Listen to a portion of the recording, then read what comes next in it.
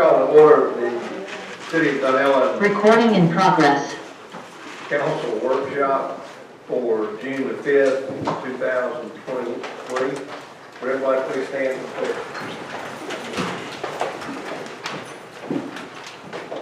pledge? Allegiance to the flag of the United States of America and to the republic for which it stands, one nation, under God, indivisible, with liberty and justice for all. Would someone like to read it in prayer? If not, we will have a moment of silence. Thank you.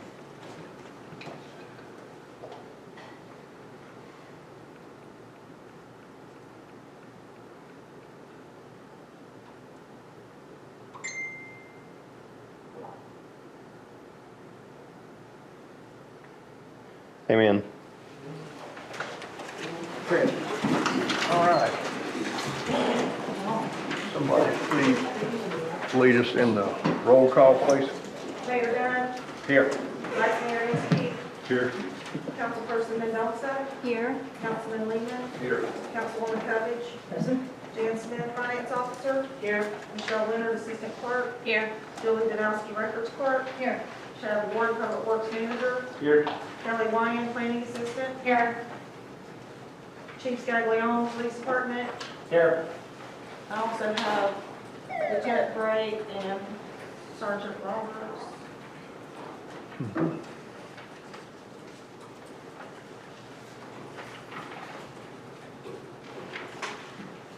City Attorney Andrew Hand. I'm here. The agenda for this meeting was posted on the city's website, City Hall Bulletin Board, on Tuesday, May 30th, 23. The agenda was amended on Thursday, June 1st, 2023, to add back up to agenda item number 4. Okay, we're going to start with public comments, but I have a couple of comments first. First of all, I want to remind everybody there's an exit behind you from the way you came in. There's also an exit to your right in case of an emergency. I'm going to ask everybody who wants to make public comments, please feel free to do that. I am going to ask, if you wouldn't mind, since we're going to have a short-term rental discussion on Wednesday night, if you would hold those comments until Wednesday night, I would appreciate it. Of course, if you don't want to do that, that's totally up to you. We do have a very full agenda, and that's the reason I've asked for that. Okay, has anybody signed up to speak? Yes, sir. Bridget Hanley. Well, I noticed that item number 6 is the discussion of Rainbow Springs Park, and that's not paid for. So did you want me to go ahead and speak, or wait till then? Beginning or the end? Yeah, I will say, this is a little confusing, I know, to a lot of folks. In a workshop, you're allowed to speak at the beginning, or you're allowed to speak at the end. Okay. If it's a regular meeting, you speak after each agenda item. So if you want to speak on that, you either need to do it right now or do it at the end of the meeting. Okay, I'll do it now. Okay.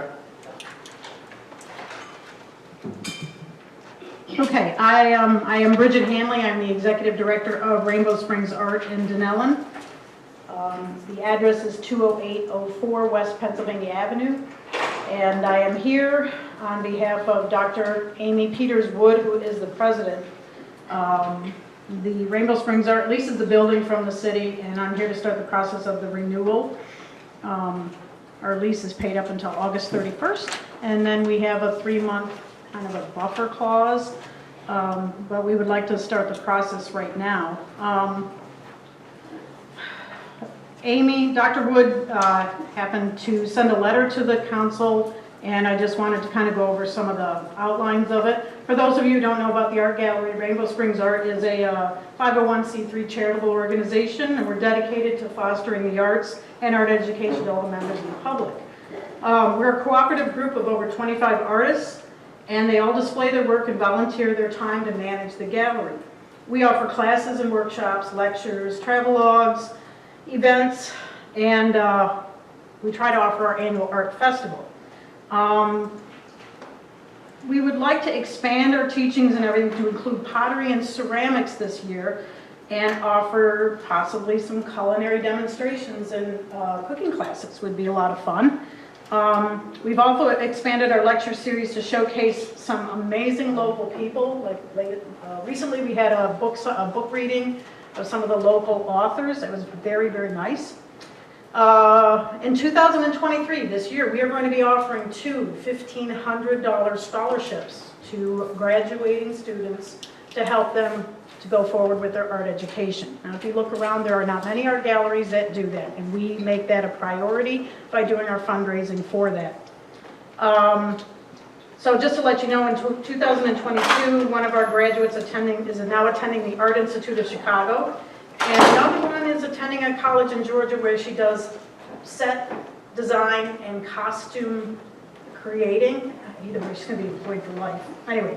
The members of RSA and I would like to thank the City of Dunnellon for allowing us to rent the former library space at a very reasonable rate, and we hope that we too have been acceptable tenants. We've done our best to try to bring awareness to the community with artistic culture, and as well as keeping the building attractive, inviting, and in good repair. However, there are some issues we would like to address, and the first is our rent. We need to have some idea of what the rent is going to be sooner than later. We also need to address the doors and egress into the building. Our front door is falling apart, and it's the only way in and out of the building. One entrance in, one entrance out. There is a second door in the back, which leads to a shared foyer with the Optical Tel tenants, but this door is not usable because Optical Tel keeps it locked on their side. So should there be a fire, which there has been, or another emergency situation that obstructs the exit in the front, the results are going to be catastrophic. Another concern is the electrical wiring. Several of our fluorescent lights are not working and were deemed to be the result of poor wiring.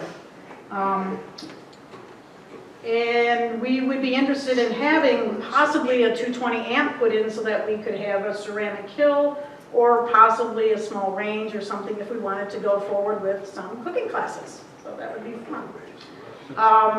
But we need to be assured that there won't be any electrical issues. Sure. I appreciate it. If you wouldn't mind wrapping this up. I'm going to wrap this up. We will be covering all that tonight. Okay. So lastly, we need the appearance of the building to be freshened up. We need paint. I have a bead on about 25 people that are really good with a paintbrush. And I mean, we could talk about a barter or reducing our rent or some kind of an arrangement, and we would be more than happy to take care of that. We already do the landscaping. And finally, the art festival is becoming so cost prohibitive that we would like that taken out of our clause. And the final thing being, I'm talking to Judy Detweiler tomorrow about possibly partnering with Boomtown Days so that the community can still enjoy an art festival, but maybe in a different venue. So the next steps, I guess, you'll be letting us know how soon we can start working on this, and I do appreciate your time, and sorry I'm a little late. Thank you. Thank you. Okay, next. Amanda Niedermeyer.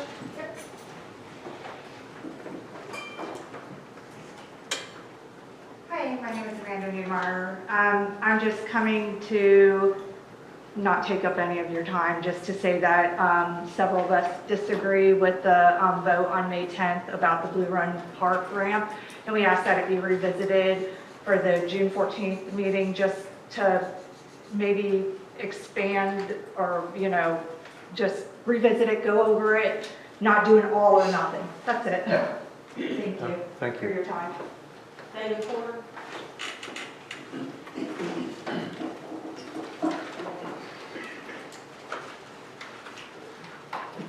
I'm Dave Porter, 11835 East Blue Coast Drive in Dunnellon. I'd like to speak to item number 15 on the agenda.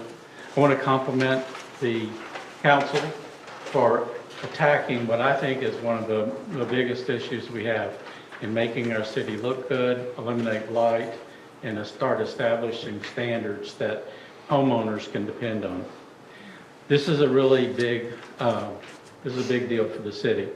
So I would like to encourage, as you create the request for proposal or the contract, that the contract is going to be very important. So at the end, when projects fail, people always revert back to the contract and they say, well, it wasn't in writing.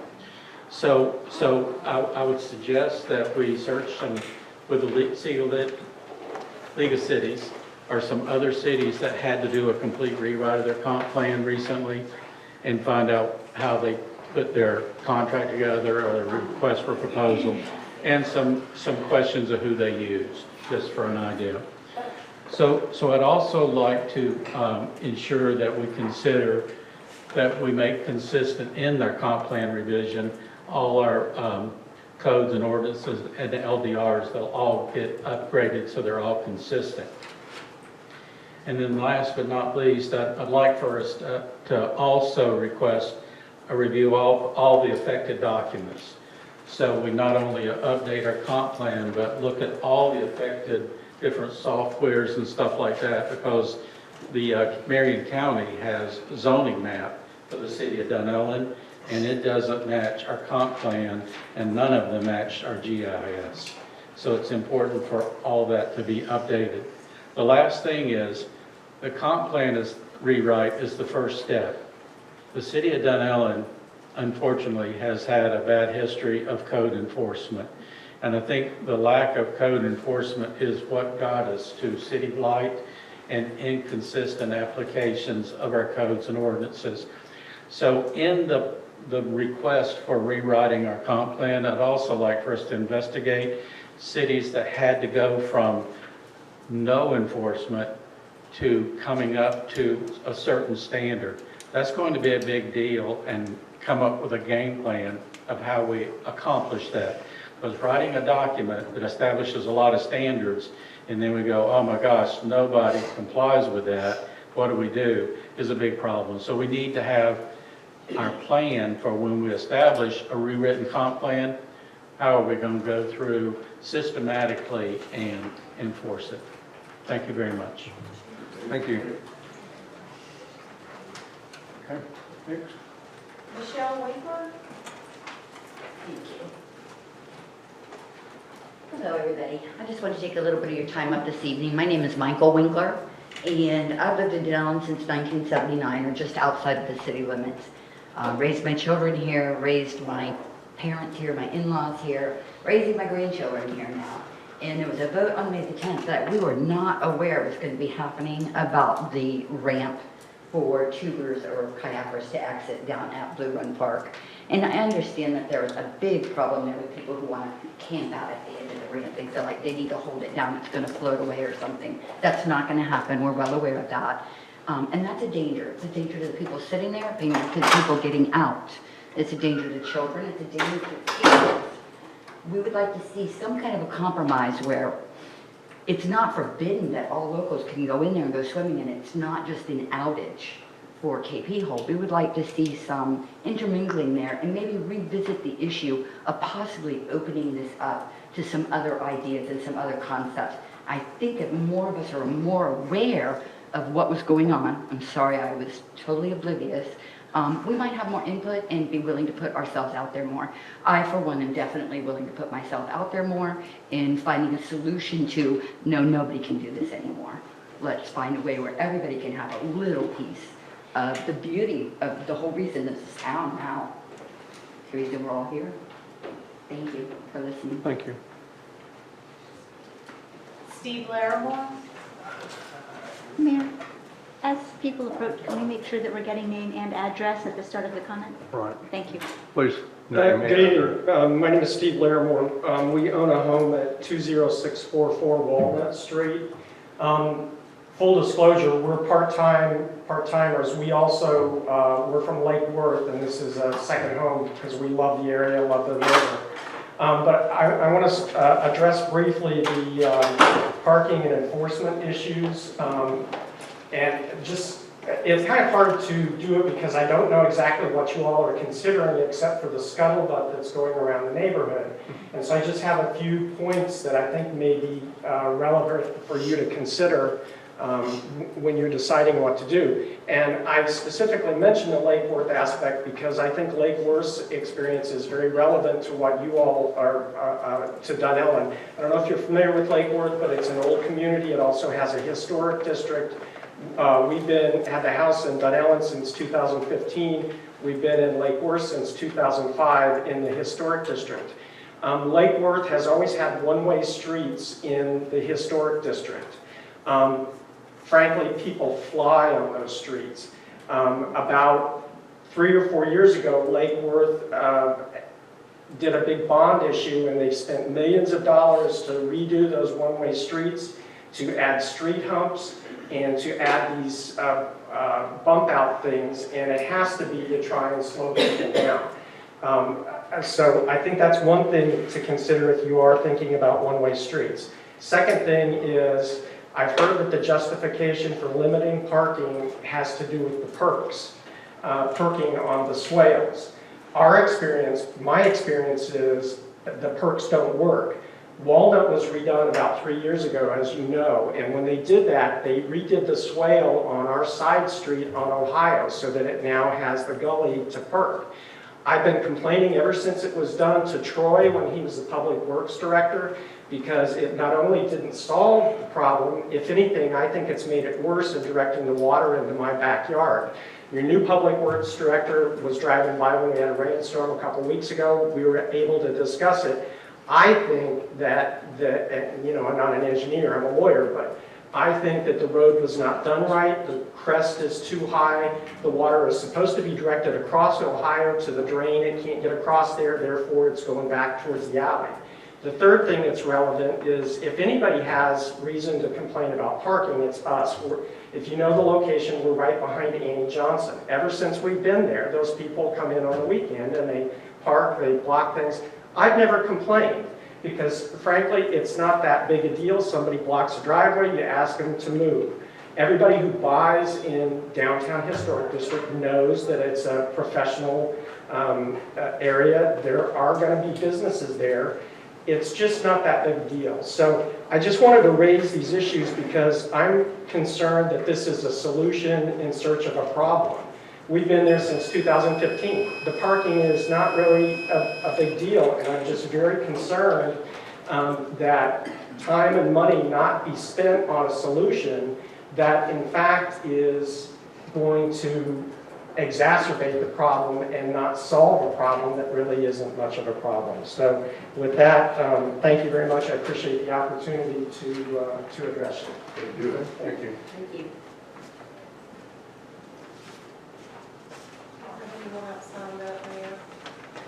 Anybody else like to speak? You did have a woman who's online who wanted to speak, Paula Rose. She is joining you through Zoom. She doesn't have a hand raising, she's on here, she doesn't have a hand She raising. says, oh wow, she can hear us, and when her name is called, she will speak. Please tell them I'm on Zoom, but I can just now start hearing. Shows I'm connected. How is she signed in? Oh, let's see. Paula? I have a phone number and I have a guess. Okay, she is on the phone. 7,500? Good question. She had two of them.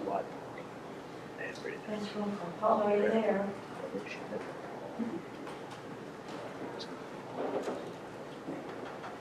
I'll see if this is her. Say, okay, thank you. Say everything. Messaging her now, hopefully she can respond to me. Hello. There she is. Paula? Yes. Go ahead. Please state your name and address. Okay, very muffled. Okay. My name is Paula. I live in Key West, Florida. I just want to keep this brief and thank those that came in support of readdressing the ordinance. It comes as no surprise to many that I feel this ordinance is overkill. And as a compromise, I feel like it should be limited to weekends and holidays. Let the locals peacefully enjoy this part of the river as they have for years, Monday through Friday, without the worry of being fined $50. We hope to address this at the City Council meeting on June 14th, and thank you very much for this time. Thank you, Paula. Okay. Anyone else? Anyone in the audience like to speak?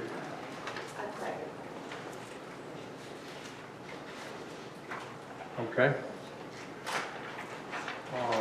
Got no one else signed up and ready to speak. We'll go on to board reports. Yes, ma'am. Brenda.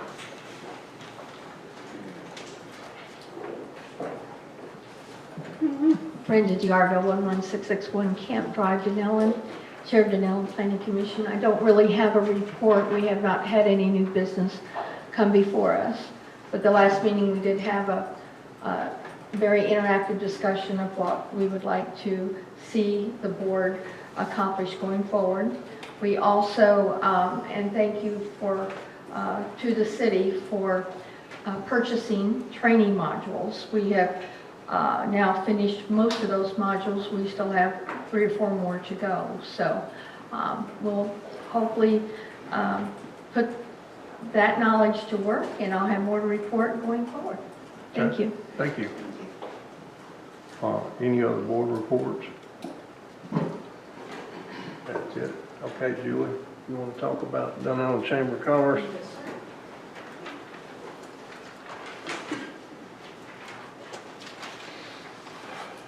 My name is Judy Terwilliger. I'm the director of the Dunnellon Chamber. We have a few new members. We have Costa the Greek, which is an Uber service. We have J&E Soft Wash and Rob Harrison Realty. We have some events coming up, and as I'm reading this, I noticed that some of these have already passed, so I'll start with June 9th. June 9th, 10th, and 11th is the Farmers Market at Cannon Farms from 10 to 4. Admission is $5, and children under 5 are free. June 27th is our DCBA dinner mixer at the Rainbow Springs State Park in the Fellburn Pavilion. Dinners are $20 for members and $25 for non-members. July 14th, we have our business after hours at Grace for Today Massage Therapy at 6 p.m. That's all I have. Thank you. Okay, thank you. All right. Item number 4, which is the FLPDA collective bargaining agreement. I think we've got somebody that's going to speak on that. Yes, Mayor. Just to summarize, as I had attached the agenda summary to the agenda, we met with the PBA on May 24th to discuss the term of the successor contract. The current contract, which we've been working under, expired in 2020. We've discussed several articles, which you also have, except for Article 14, they've all been tentatively approved by staff. But Article 14 is wages, which will need approval by the City Council. And then once the council has a general consensus, like I explained before, you can,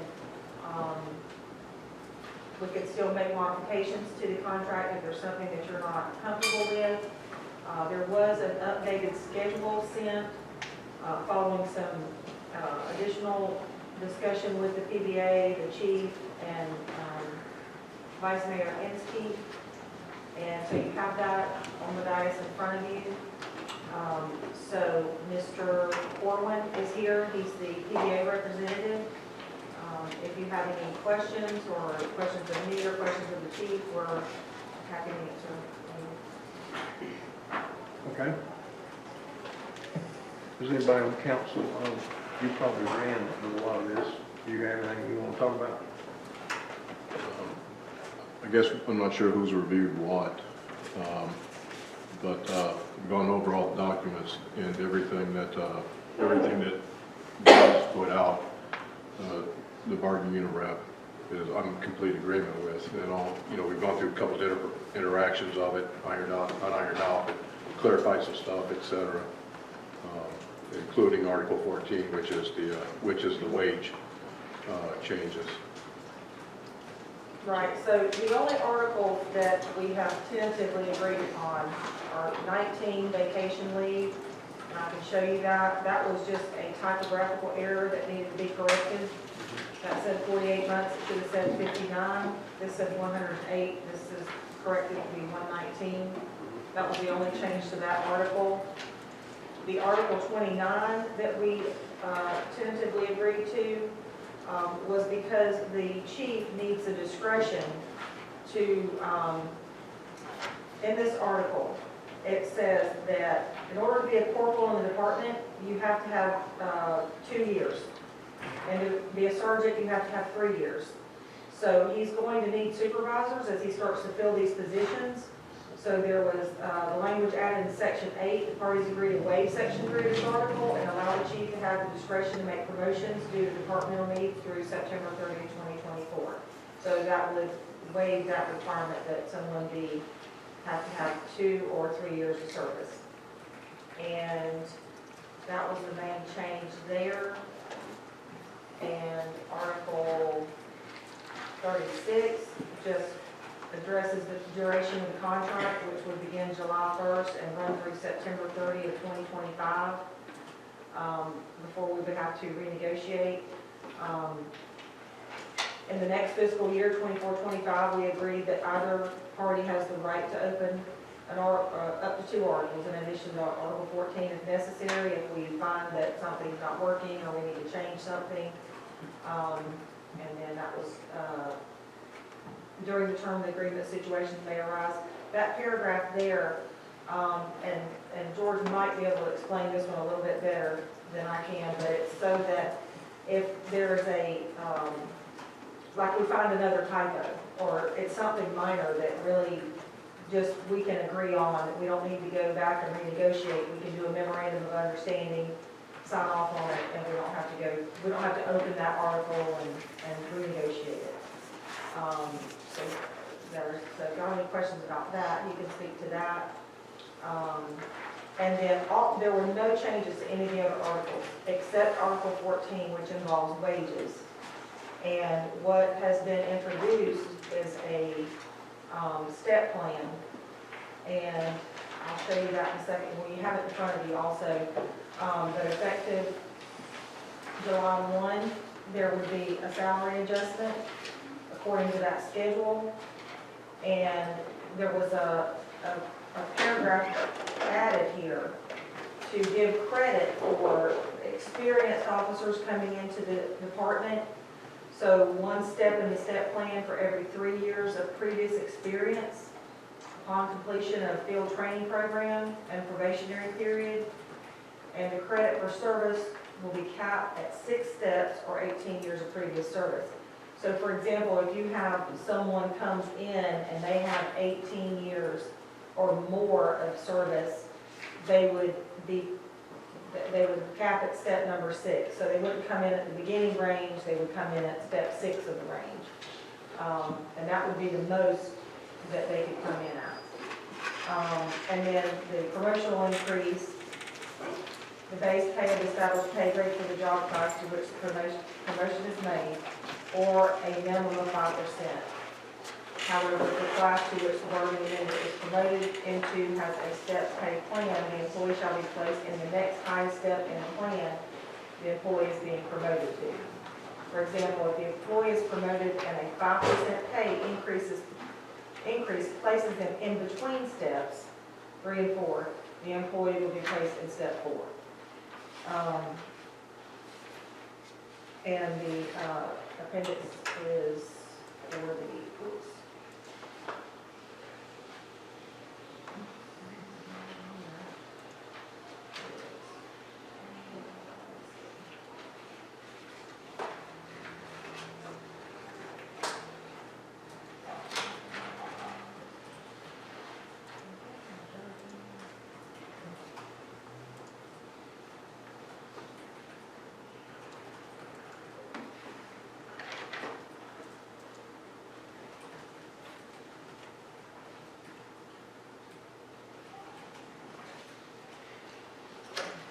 I'm sorry, guys.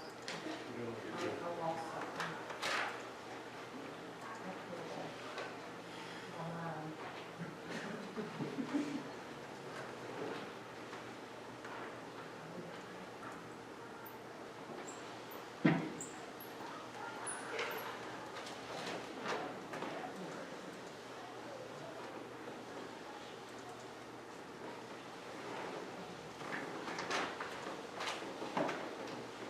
I can't get into it from here. I have to go to my email and put it in the folder, sorry.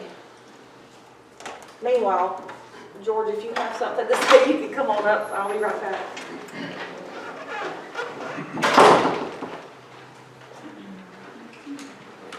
Can I speak now? Yeah. in a nutshell, what there's several options that George provided us with. In a nutshell, what we're trying to do is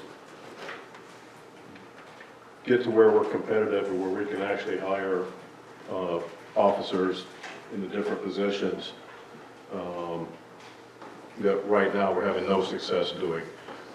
Either getting applicants that we would not prefer, or once they realize the wage, they go somewhere else. And that's what we're facing right now. So a couple options that you're going to see in front of you is one, effective July 1, raise the officer base pay to $44,000 a year. And what that does is that helps the chief be able to start hiring people, but it does not hurt this year's budget, this fiscal year's budget. So we're able to swallow that without messing up this year's budget. Then for October 1, with the new fiscal year, again, to be competitive and be able to get folks, we're looking at raising the base rate for the officer to $48,000, and that puts us in line with getting some quality people, getting some experienced people, et cetera. The part of that option that we're going to exercise for 1 year would be to freeze 2 positions. And with that freezing 2 positions, that actually decreases the budget for 23, 24 for the salaries in the police department, so that we can also help. We have an issue with public works. We know we need money for comp plan, et cetera. So that's going to allow us as a city to take care of some of the different issues that we have. Now, we're going to have to bite that bullet in 24-25 budget. There'll be a $125K increase for the police compensation during that. But when we go through this, basically, we're not going to be hiring anybody, or we're certainly not going to be hiring anybody that we want, and we'll end up in trouble there. So that's kind of the gist of it, other than the details that Mandy's given. So just to ask, just to be clear, when you say freeze, so basically from the current manning that they had projected before this happened, we would be down 2 officers? Correct. From what we typically have, we would be down 2 officers, and that's been discussed with Chris and his lieutenant for 1 year, and they have no issue with being able to handle that for 1 year. And with it being known is that's not, we're down 2 officers, but we're paying for 2 sheriff deputies. That's all in. It'll be 100% coverage by Dunnellon PD, but with 2 less officer positions than what we typically run. And talking it out with Chris and the lieutenant, they believe it's very doable. And that will at least get us to a point where we can start hiring people and not. Okay. And what did you mean with the, just clarify how you said the 2 Marion County deputies? What I want to make, the point I'm trying to make sure is, because we're not going to hire, we're going to put a freeze on hiring 2 positions. It doesn't mean, so instead of running 10 police officers, we're going to be running 8 police officers. It doesn't mean we're going to make up the other 2 in Marion County. So there's not going to be any Marion County expense. There's not going to be any hidden expenses there. The Chief Deputy feels that this is adequate, that they'll be able to maintain manning and provide the protection. Yes, sir. Okay. Tim, I'm just wondering, for these 2 effective July and October, is it your feeling that is it your feeling that these salaries are in line with other small towns of our? Right, absolutely. Yeah, we checked out the different cities around us, and we're actually higher than a couple, and it puts us in a very good position to hire quality employees, comparing. I just want to ask another question. You said later on, 2024, 25, there will be a big hit that we will have to adjust. Because the intent is we will hire those 2 officers that we have the freeze on, and that will be roughly $125K. So there's maybe a chance that in that year that could be mitigated by we could only go with one issue, with one officer at that time to offset some of it, to see how the balance of the finances are with the economy and everything? I suppose we could have that conversation with Chris, but that's really not his desire. Okay. You know, they can make this work for about a year, Okay. but after that, he really needs a full complement. Yeah. And just to add more to your question, Julianne, George here deals with many of the cities around us. So he brought to us exactly what everybody's making around us and the latest numbers that he has just signed contracts for with different cities and et cetera.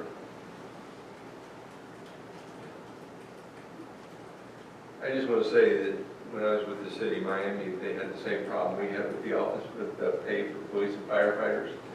And they literally, for 1 year, trained 30 firefighters, 30 police officers. They would go through the entire training. And then on the last day, they would all resign and go to the county for $5,000 a year more. And so, yes, that is very prevalent about why we have to stay current, because we don't want to be in a position where we're hiring officers for 6 months and training them. Right. And then have them walk out the door to go to Marion County. So I do agree with what you're saying. Any other questions? No comment, thank you. Okay. Well, I have a couple of questions. Okay. First question I got is, we last negotiated this in 2018. Why haven't we negotiated this since then? Good evening. My name is George Corwin. I work for the Florida Police Benevolent Association. I'm the chief labor negotiator. I'm new to this position, about a year and a half. I did not have this contract back in 2018. It was Steve Mitchkay that had it back then. I was not here. I wasn't part of the bargaining unit, so I don't know exactly why it was not renegotiated in 2020. All I know is that I was asked to step in and negotiate the contract, so that's what happened. That's why I'm here. Well, it just seemed kind of odd to me that we had a contract for 2 years, it expired, and then for 3 years we did nothing. And that just seems a little strange. Again, I'm a businessman, and that don't make any sense. Chief Scaglione? Yeah, I know. My understanding is the reason it was not re-looked at and renegotiated was the officers were happy with what the city council was doing. And then there was here, who we contacted, January to come out for January, February.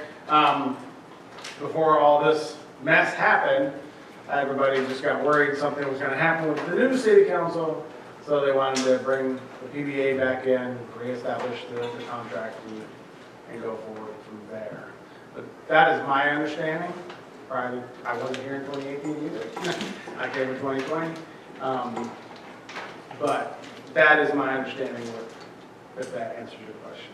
I won't dwell on this, but it does seem a little strange that it all of a sudden came up when there was a problem and all of them left. I do think that's a little weird, but I won't get back into all that because it's gone. No, sir, that's not the case. Okay, tell me what was. We were contacted by the union before all that happened. In So- 2020? No, sir. I'm just saying, the union, the bargaining unit had reached out to their union and wanted to renegotiate their contract before everything happened and everybody walked out. This started months ago.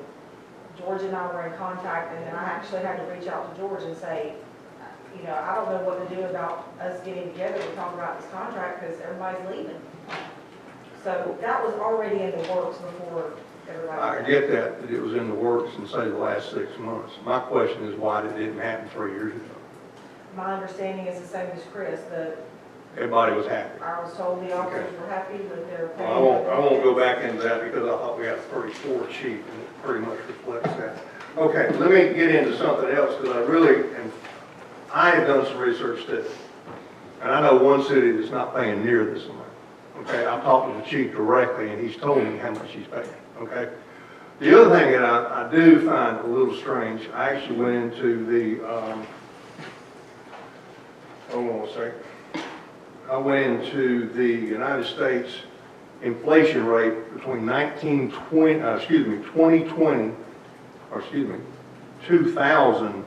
to 2023. And I pulled up all the inflation adjustments for every year since 2018. And that total adjustment is 22%. Well, when I look at these numbers, actually not these numbers, but the first numbers we got, that the adjustment we're talking about making is not 22%. Well, let me back up. What we have already adjusted as of today, based on the salaries we were paying when everybody walked out, we had adjusted the salaries here in Dunnellon 27.3%. Okay? That goes from the schedule that's on this last agreement in 2018 to the current rate. It was 27.3%. Inflation was 22%. What we're talking about going up to is 37%. Again, I question, and here's where I'm going with this. I don't think we ought to compete with Marion County Sheriff's Department. That's a different environment. I don't think we ought to compete with Ocala Police Department. But I do think we should compete with towns of about our size or even twice as big as ours. And I don't think these salaries do. Now, having said all that, I recognize we've got to pay more to get folks here, okay? So I'm not opposed to raising salaries. I think they got to be raised. I'm just questioning, is this base salary a reasonable amount? That's what I'm getting to. Now, if I can interject here for a second. George gave us many options, all right? I'm the one that went through the options, made the calculations, okay? And based on different scenarios, worked with George again, worked with Mandy to see what would fit best, all right? I guess the point I'm trying to make here is George simply gave us options, okay? Just took it upon myself, like anybody could have, to calculate the numbers and everything. He gave us several options, everything from $44,000 to $46,000, and just for numbers. He's not shoving anything down our throat whatsoever. Sure. All right. He's been he's been wonderful to work with. It's been a privilege to work with him actually. And I'm not sure about the percents that you're coming up with, because if we went with the 48K option, if we filled the entire police force back up, that would be a 7.6% increase, okay? And we do a 3% increase anyways, all right? So in the 23-24 budget, we would have added 3% of that 7.6 anyways, because we typically do. So the actual delta between that would be, 3 would be 4.6%, is what the raise would be to get us up to this $40,000. This 3% was already going to happen. The entire number is 7.6% with the 48,000 increase. And with the wage freeze, it actually ends up being,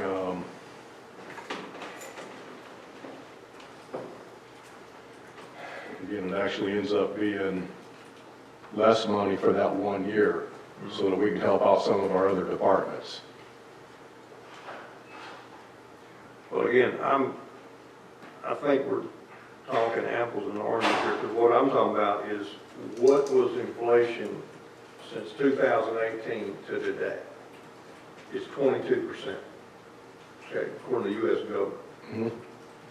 And what I'm saying is, when I compare 2018 salary we had in a contract to our current amount, we've raised those salaries 27%. So that's And I know that's not enough, but I'm just saying that's how much we get. Right, yeah, actually, last year we raised them quite a bit. There was a lot of 13% raises, 11s, 9s, et cetera. And the question I've got is to go to 44,000 coming up from 2018 to 44,000, that's almost, well, it's 37% for that whole period. I'm with you. I'm not talking about the last year, I'm just talking about. I'm following you. And, you know, my question is, again, the 44 doesn't bother me, okay? When I look at what current other folks in small cities are paying. Okay, that's definitely one of the ones. But when we get to 48, it bothers me. It just does. That's like competing with Ocala. And doesn't seem reasonable. I'm sorry. I can answer that. Absolutely. Right now, Chiefland is about the same size as you, and they're starting to pay right now is 44. And we're about to go back to the table, we're going to negotiate that. They're probably going to be about 46.5, 47. High Springs, same boat, just about the same size as you. So I didn't take large agencies. The governor, as you may or may not know, increased state law enforcement to 55,000. So FHP, Game and Fish, a lot of those folks, like Department of Ag last year, they went from 31.2 to 50,000 overnight. So I understand what you're saying about the inflation. However, the market is that everybody's getting to 50,000 and north of that. So while some agencies may be a little under, you've got to be in a ballpark where you can recruit. The problem is there's such a limited number of people coming out of the police academy, and you're trying to grab those limited number of people, and they're looking at something that starts with a 5. They're looking at salaries. I go to work for the state for 55,000, or 60,000, and that Leesburg, 60,000, $1.50 just signed that a couple weeks ago. And that's what's happening across the state is everybody's in the over 50, into the mid 50s and 60s. We're not trying to compete with those people. And that's not what I'm sitting here suggesting. And I don't think I said that one time during any of the meetings. What I'm saying is that you're competing for a limited number of candidates coming out of the academy. And if you want to be competitive, you have to offer something that's at least competitive. You're in a very unique situation because everybody would get base. There's no salary compression. Everybody slides in at the bottom. And quite frankly, that's a very attractive thing to have a step plan. Most of the money when we propose these goes to funding raises and market adjustments for people who are already here. And those are the people getting 20, 30, 40% raises. You don't have to do that. Everybody's walking in at the bottom. So you're in a very fortunate situation.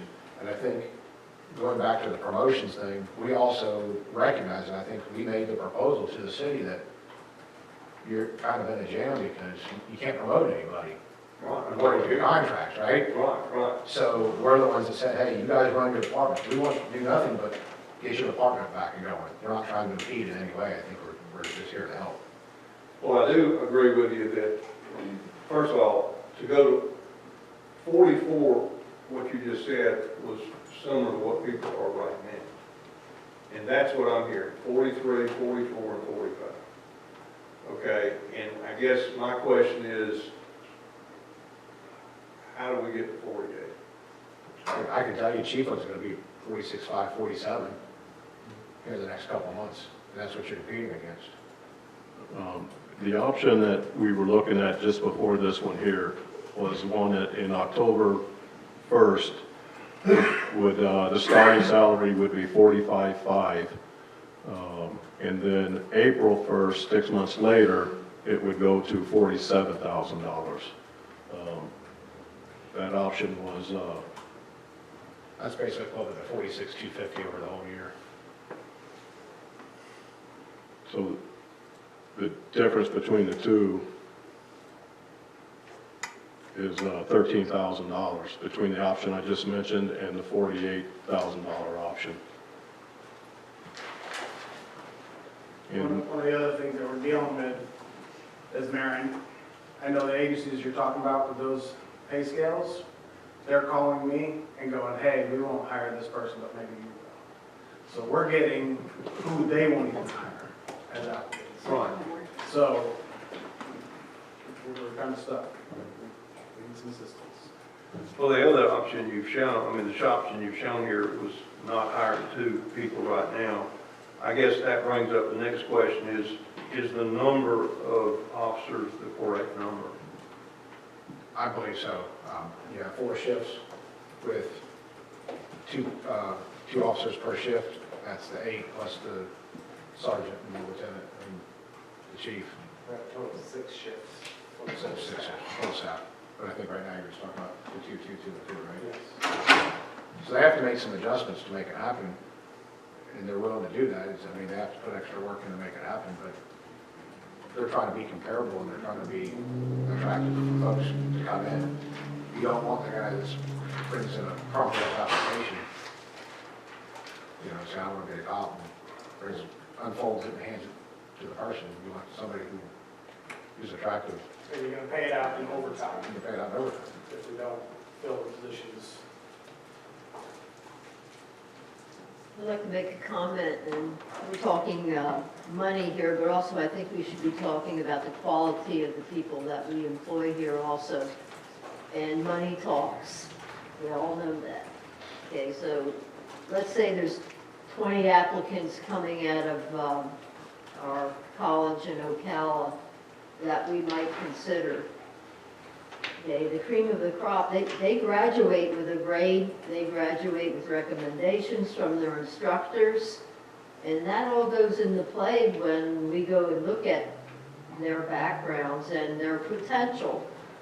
So we want to hire people who are quality persons and give them the pay that will make them stay. Okay, that's what we're looking at here. And just to add on to that, with the academies are going to sponsor. So these people are already hired and spoken for before they even enter the academy. So we can't pull people out of the academy because they're already. That's all the kinds of stuff that we've been talking about over the past 2 weeks. You know, and there's probably nobody up here that is cheaper than I am. And, you know, we've gone round and round. We've had all the discussions, why 2 corporals? Same thing, why do we need this many officers? So we sat down, put pen to paper. Here's the shifts, here's et cetera. And again, my recommendation began with, well, 2 days ago, my recommendation was the 45.5K starting salary at 10.1 and then bumping that up to 47K. And then just round and round with talks with Chris and what he's been dealing with in the last month trying to get people in. We just don't believe that we're going to get the people. And if the turnover, if we have a high turnover, that comes with a price tag also. Because each new officer we get, we spend $2,200 on new equipment, so we get too much of that. And different expenses that I won't go into. It almost gets to a point where we're stepping over $1 to pick up a dime.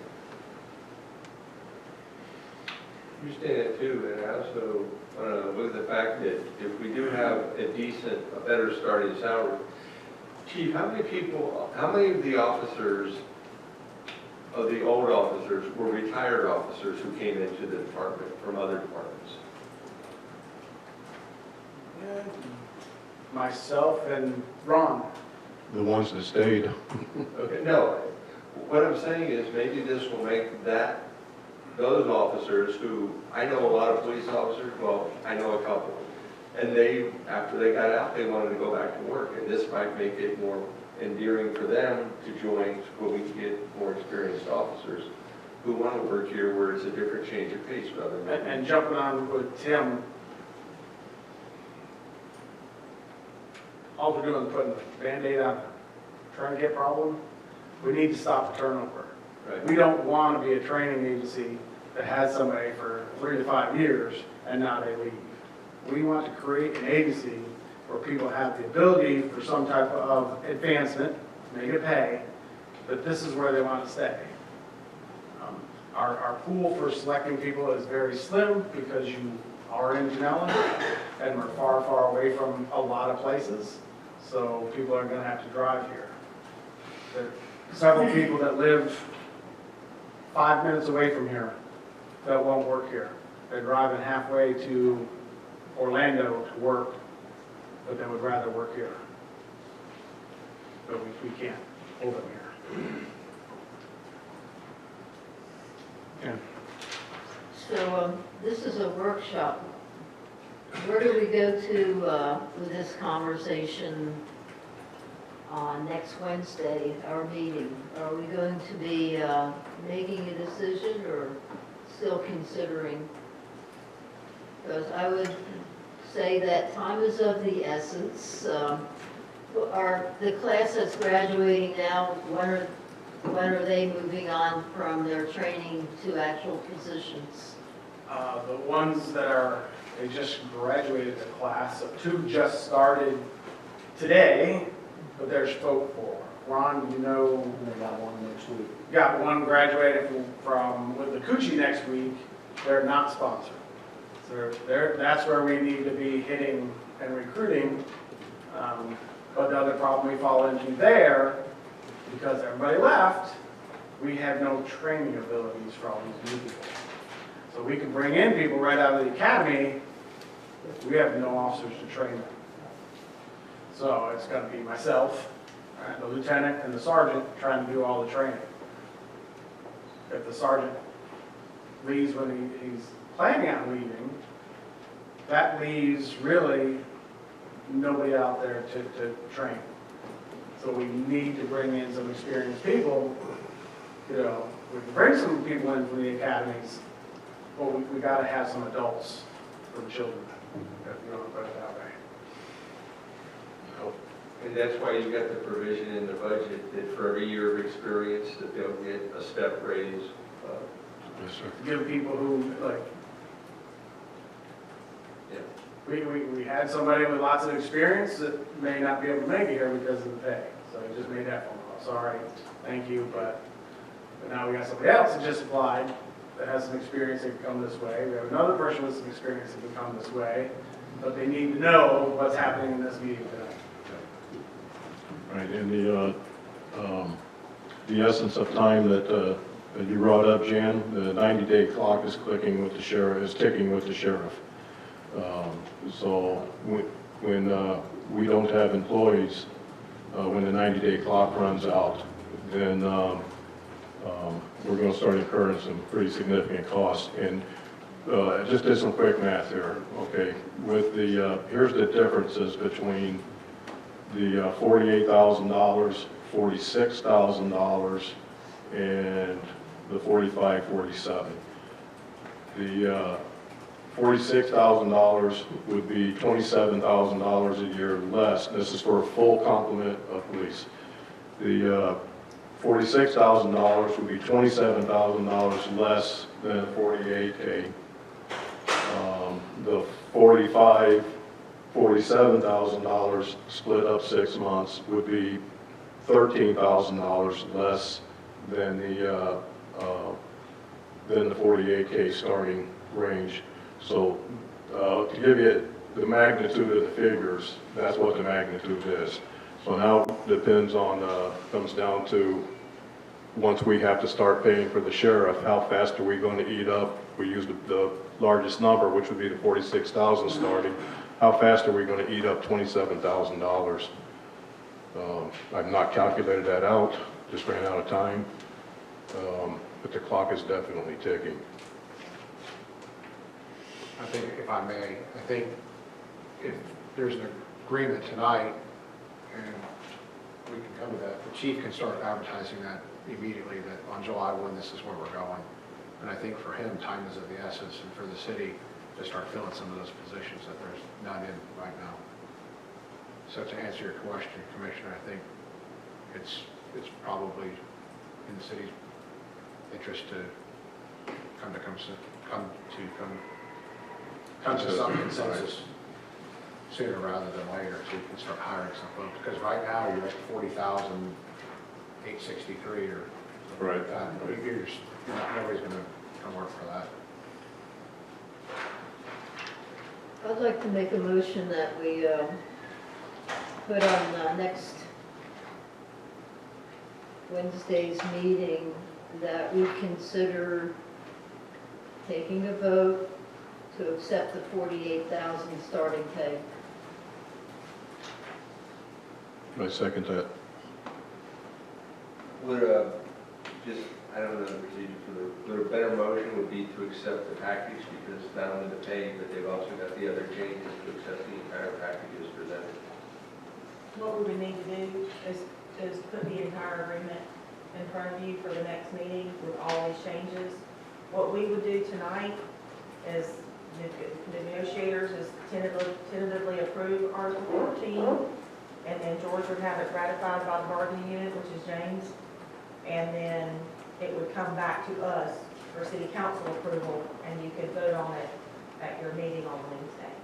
And Thank you. And what that does for us is, which is one of the major reasons George came, is he can get the ratification process done tonight. Doesn't mean anybody's forced to vote this way Wednesday, but that stuff will be out of the way, all right? And then if the decision does go yes, then we can implement it right away, rather than doing back pay or trying to figure out stuff, or end up with a sheriff bill for deputies. Do you have that, Tim, Councilman, do you have an idea of how much it would cost us per day for sheriff, for deputy after the agreement runs out? I can get that right here.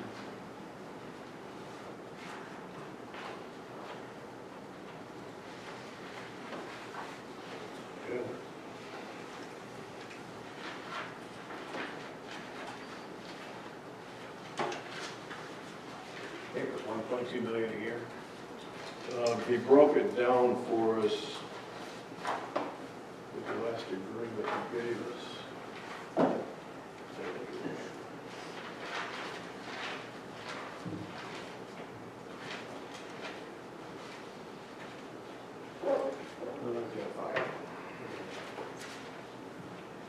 He had it split out between the different options. Option C was dissolve the police department, and then so much per year. $1,065,000, something like that.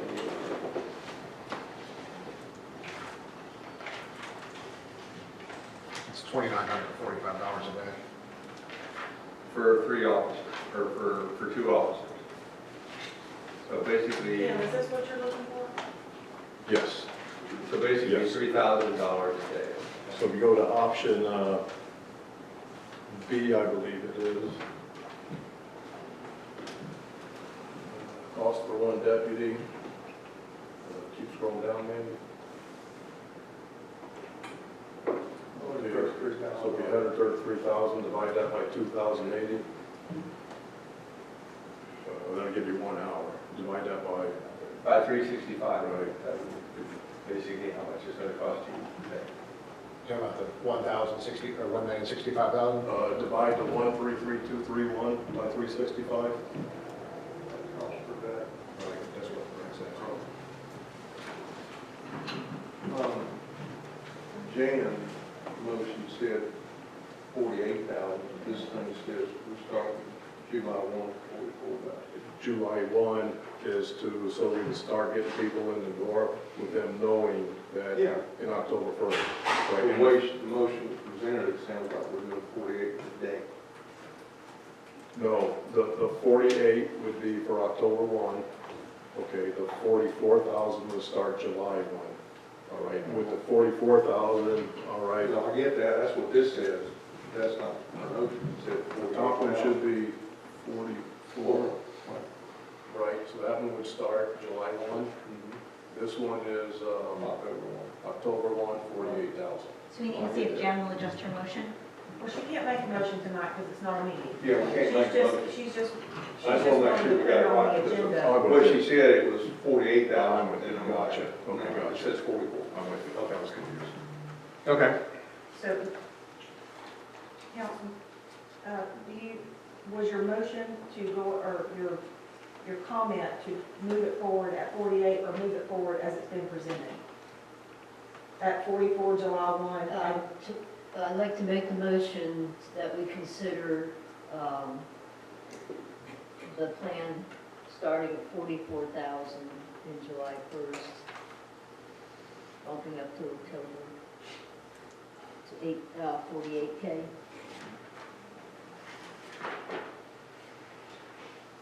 And procedurally, we would tentatively agree this evening and then ratify it on our side, so it'd be presented back to you on the 14th for formal voting and ratification. And you're showing, if we do this, it actually for this year would be $19,000 less than what's in the budget. If that's compensation. It should be total compensation. Right. Yeah, we're not going, this sheet is billing complete compensation, not just, So this spreadsheet that I did, if you look at the top row, that's the current budget for salaries and benefits. Okay. And then if you look at the bottom, Okay, so it's the 532 versus the 513. so what you're looking at is if in the second set of numbers, if we were to go full complement, Right, that would be your additional cost. right. And the same thing at the bottom in the last set of numbers, but without the 2 police officers. We Right. freeze those positions and would actually, if you look to the far right, it's almost $58,500 less than the current budget for 1 year. for 1 year. And we bite the bullet for the next year. And again, that money helps us out with the other departments Right. for the, this upcoming fiscal year. The 44,000 is not shown on this spreadsheet. Straight up numbers with the 44,000, because of not being on the payroll and the sheriff supplying officers for 90 days at no cost, we actually end up with a 6K surplus. Well, here's what a caution is. What that includes is, that includes spent payroll through 5/31 of this year. It also includes all the payouts to the departed officers, sick time, whatever. Okay, what this basis and forecast does not include is, it does not include budgeted overtime. Budgeted overtime is $20,000 for this fiscal year. As of 5/31, we have spent $14.6 thousand. Spoke with the chief, he believes that we're still going to be on track to hit the 20K, so there should be a zero net effect. What brings that $6,000, what uses up all that $6,000 is, depending on how many officers we hire between 7/1 and October 1, full set of new equipment is $2,200 per officer. So if we were to fill all 7 spots, which is not going to be a reality, that would be $15,400. So basically, if we were to fill all positions, we would end up with a $9,000 deficit, all right, but reality, we don't see that happening at all. So with the 44,000 implemented July 1, we're expecting to see it wash out for this budget year. There won't be any. So to give us, there'll be no impact on this year's budget, but it will give us, put us into the competition as far as attracting new officers, with the knowing that in October 1, they will be bumped up to the 48K. This is just compensation, right? What I'm getting to is, we got about 10 automobiles sitting down there and been driven. Absolutely right. So we got gasoline money we can spend. I mean, I'm looking not just at this, I'm trying to think, we're sitting here with all these cars, nobody driving them. How much is that saving? That's a bad way to put this, but the sheriff is running around in their cars and using their gas. We're not. I don't know how much that adds up to. Okay, we took all operating costs, okay, when we did the numbers, what we did is not just the salaries so that we could see what our net effect was. And that was, to do that was to compare us against the sheriff, because that's our competition right now. Sure. So to make it apples and apples, we took the number that he had, that Mandy just had up on the screen for if we dissolve the police department, all right. Then went in here, we took, used the $48,000 that we're talking about for this year, got in the budget, took all operating expenses, gas, everything that is in that budget for operating expenses, added that to the number to see where we, how we lined up with the sheriff's office. And we lined up pretty similar. The sheriff actually come in just a hair cheaper, but it comes down to what service do we want at that point? No, I get that. No, but what I'm coming back to, Tim, and you've addressed it, is this schedule just out. Yes, sir. But to me, we've got other expenses we haven't really incurred. I'm with you. So we have that Now, extra as money. we fill these positions, those, of course, costs will be incurred Right, between now and October. right. So those savings, this does not reflect those savings, if that's a good way to Okay, put but it. what you're still telling me is, without the 2 officers on here, we can get to here, save some money, we just gotta deal with next year. Correct. Also, in response to the overtime, or to the cost of the officers, basically, it looks like it comes up to $365 per shift per officer. So the numbers you had, if we have 4 officers a day at 365, that's gonna be about $1,600 a day. So is it realistic to assume that if we have a shortage of officers, if we don't have our full complement, that it's gonna cost us for everyone we use per shift, $365 per shift? I'm trying to follow you. I apologize. Say if we have 5 officers, and we have to hire 3 per day from Marion County. If we have those number of officers, we can handle what we need to handle, but we just can't handle it forever. Right. That 1 year, everybody's on probation. No, but I mean in the short term, so after July 1, so if we're good short, for now. what? We'll be good for now. But if we get into like the October 1 and we don't get those 2 positions back, Right. now the overtime is really gonna start. No, I understand that. What I'm trying to say is that, say August 1st, we have 5 sworn officers. If we have to hire extra officers or use Marion County as a reserve, it's going to cost us, it looks like around $365 per officer per day. Do you follow what I'm saying?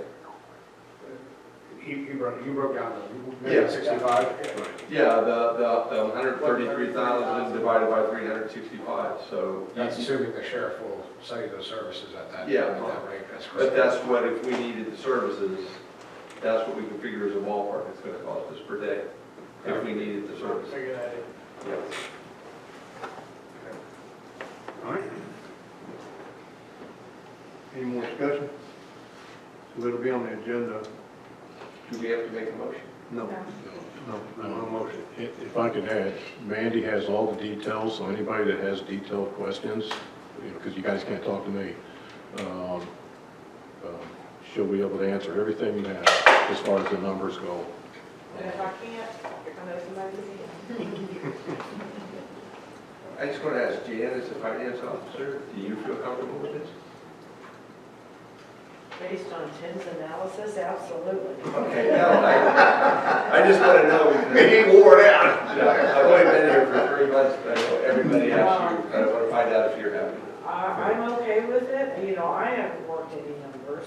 I haven't seen your, full analysis, so I have to defer to all the work, that has been done by him and Mandy. It does change something a little further on in the agenda that we'll talk about.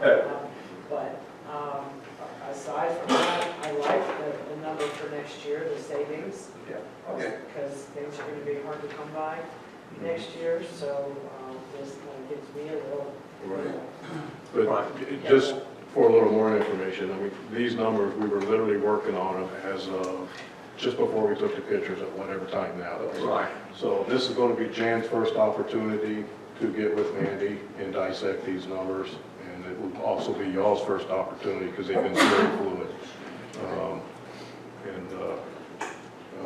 And I just want to add this. If somebody has a better idea, nobody's going to hurt my feelings. We have, oh my gosh, we got hundreds of hours into this for the last couple of weeks. And I'm not saying that because we got hundreds of hours, this is the way it's got to be. Right. I'm about at the point where I'm not seeing the trees for the forest anymore.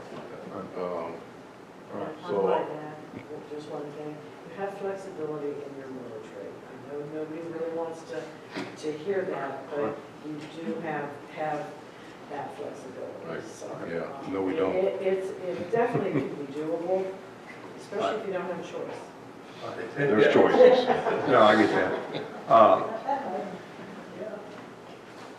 George, I want to talk to you straight up. I'm not blaming you for this, so don't be offended by what I said. I just felt like this should have been addressed years ago. And I wasn't here, you wasn't here, he wasn't here, and I just sit here when I'm reading all this the other day and reading through this, I'm like, why in the world for the last 3 years didn't we address this? And that's what I'm upset about. Sir, I understand that. So don't be offended at how I start things. I'm just trying to understand where you're coming from, and I got it. I got it, okay? We got this dropped in our lap, and it's the animal we got to deal with. Right. Okay. Ollie, look at all the money that was saved. No, I don't look at it that way. I'm not sure we're saving anything, but anyway. Okay, but I appreciate your time and all your effort. Absolutely. Thank you. Okay. Thank you for your time. Thank you. We good? Good. Okay. All right. Let's go to the next item on the Thank you all agenda. very much. Discussion on salary study. Is that what we just had, or is there another? No, that's the one I think for the staff. Oh, okay. That's this other page. Okay. A spreadsheet, I gotta go sign off on some of this stuff, so Tim, if you want to go over that, the second spreadsheet. Yeah, the lights. Okay. Okay. I have it on the green, so you can see it. The first positions that you're going to see are service worker, 2 service worker 1 positions, 1 service worker 2 positions. The proposal is that these get adjusted immediately after, if it is voted through on the 14th next week. What we're looking at doing is basically bumping up the service worker 1 pay to $15 an hour. Right now, we're offering new hires $12.70 something. And we're getting the same thing. It's either thank you, that I can't go somewhere else, or we don't want to touch what is accepting the money. So what that is going to do is we have not had the time to do a spreadsheet like we did for the police. Okay, we'll get one out already, but what that's going to do is it looks like it's going to bump this up $13,900, all right? In reality, it's not, because we've had again, we just haven't had the time to do all the math, but we got rough numbers. In reality, we've had, these positions had not been filled, 2 of the positions had not been filled for a long time. So the money, even though it's showing a 13.8 increase, there's not going to be an increase. There's not going to be a budget hit this year because of all the money we have not spent. Right. And we don't have any offsets to the negative because there was no mass exodus where we had to pay out sick days and all that kind of stuff. So what we're looking at doing with these positions are our service worker number 1 right now, we're looking at, and it's time, its evaluation, everything is up. We're looking at making him a service worker 2, bumping his wage up to $16 an hour, and then the service worker positions that we're advertising for, we would like to advertise those for $15 an hour so we can actually get them filled with some decent people.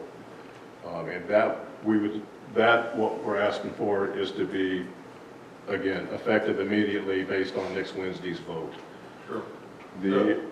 Just to clarify. Absolutely. When you say service worker 1 service, these are individual people. Correct. It's not a classification. It is a classification, but these are individual people, and that's what their classification would be, right? So that's why. They start out as service worker 1, and then then they can get promoted to be a service worker 2. Right, but what I'm trying to clarify is, so somebody now, do we have somebody who's making the $13 an hour? Correct. So he will go up to $16. That person's going to go up to $16 because they're going to become a service worker. Yeah, they're going to be, right now that person is a service worker 1. We're going to promote that person to a service worker 2. The new wage for that person will be $16 an hour. And then the lower classification of the 1s will be starting wages at 15. Okay, that's good. Okay. The other thing, can I just comment? Absolutely. The $4,000 That's an annual amount. That's not what's gonna happen in the next July to October, right? This spreadsheet, right, I've not done the math on this spreadsheet. No, what I'm I trying to got say this is. handed this at the same time. Oh, you know what, actually. No, what I'm saying is, Service Worker 1 is making 26.5 basically. They're going to 31, so the difference is 4,628. You got it. But that's for a whole year. Correct. And so for the rest of this year, it's only going to be a portion of that. 3, yeah, right, yeah. 3, Or 4 months, whatever. else we are, exactly. And now next year, the whole 13,000, what I'm getting to is that 13,000 is for 12 months. Yes, sir. Okay, Yes, sir. got it. I just want to make sure I'm reading this right. No, I get the fact that this was produced like an hour ago. That's right. Okay, I'm good. You know, we've been working on the logic for quite a while, just not the spreadsheet, because it took a lot of time to do the spreadsheet because we wanted to be ready for George and everything to get the police department. No, I get it. I think though, we're making the right decision to have our minimum salaries here working for the city not less than $15 an hour. I just think Right. that's unbelievable that people would even work for that, so. I think it's- Again, what's not included in this, we do have offsets for savings, okay? And we're going to try to produce those tonight, communicate those tonight, but it just got too cumbersome and we weren't going to have anything. I thought at the last minute, that's probably going to be better to communicate during the budget process when we get to the budget meetings next week. You know, we'll show the different things that Public Works, the staff here, everybody has done to offset costs that are going to happen every year, not just this year, not just this month. And we have, I know I'm babbling up here, so you have a clue what I'm talking about. The water meter thing is a perfect example. There's $6,000 that we're not going to spend every year, okay, so that's going to offset some of these increases of wages. Sure. We have other items like that. Now, normally we have to do what's called compression. And that's all figured in, okay, so here's where. What I'm getting to is, we got 4,628 for each one of these. It would seem like. When you asked about one of these, yeah, I think we have an error in one of the cells. I was gonna say, I think so. Because it seemed like that would be more. They can't all be the same. Yeah. Right. Okay. Right. I got it. I understand you. Right. I seen that. I didn't want him to say anything. No, I saw it, I went, that can't be right. Right. Okay, we're good. It wouldn't be compression because you don't have anybody in the service worker 2 Right. position. Right.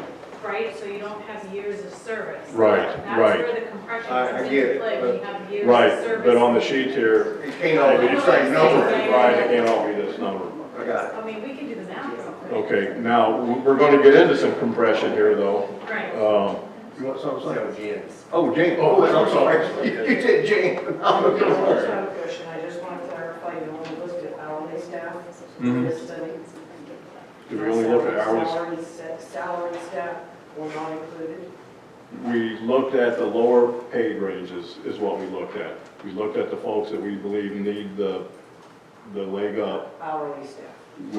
Yeah, they ended up being hourly staff, that's what it ended up being. Okay. We did not choose hourly anything over anything, okay? We just took a look at what the wage was, the lower wages, and are working with those positions that you see on this paper. But there was no thought process hourly versus exempt versus non-exempt. Okay, now here's where we come into some of it. This is a combination of compression. Actually, George's term is better, decompressing, and wages that we just think for the positions need to be brought up, especially those that are below the $15. And I can read them all here. You go just read it. So basically, anybody that was below $15, Mandy used the formula for some that are getting 1.25 added to their hourly rate.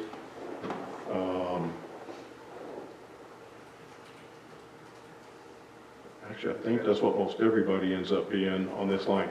Now, this adjustment that we're talking about, the one line items that we're talking about now, that would be an adjustment 10-1 on the next budget cycle.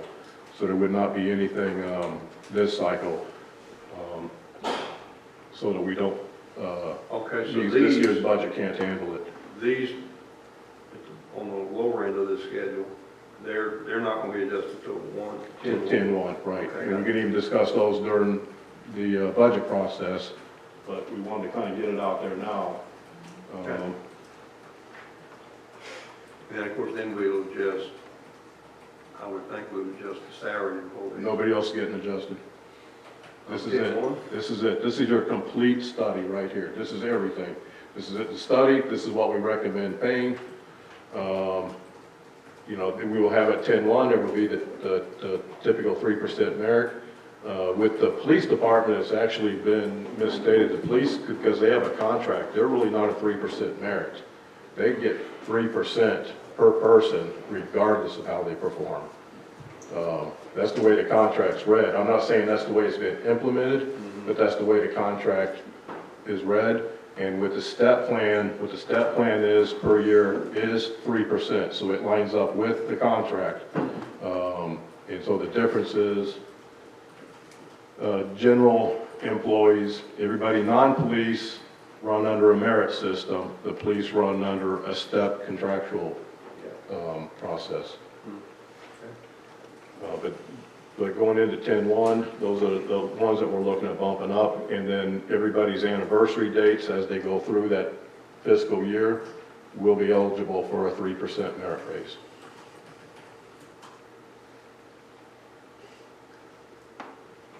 But the whole thing is we're trying to, the departments that need to hire people, we're trying to get them what they need so that they can hire people, but at the same time, not destroy this fiscal year's budget that we're in right now.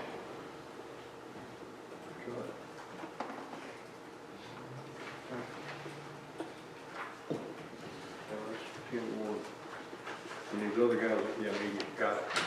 Okay? There's your salary study. Okay. Anybody on the council have any questions? We're all good with that? You good with that? Do we need to make a motion to accept it, or do We'll just, Do you want it on the regular agenda or? yeah, let's put it on the regular agenda.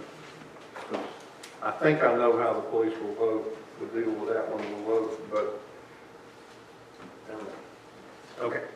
So let's put them both on regular agenda. Okay.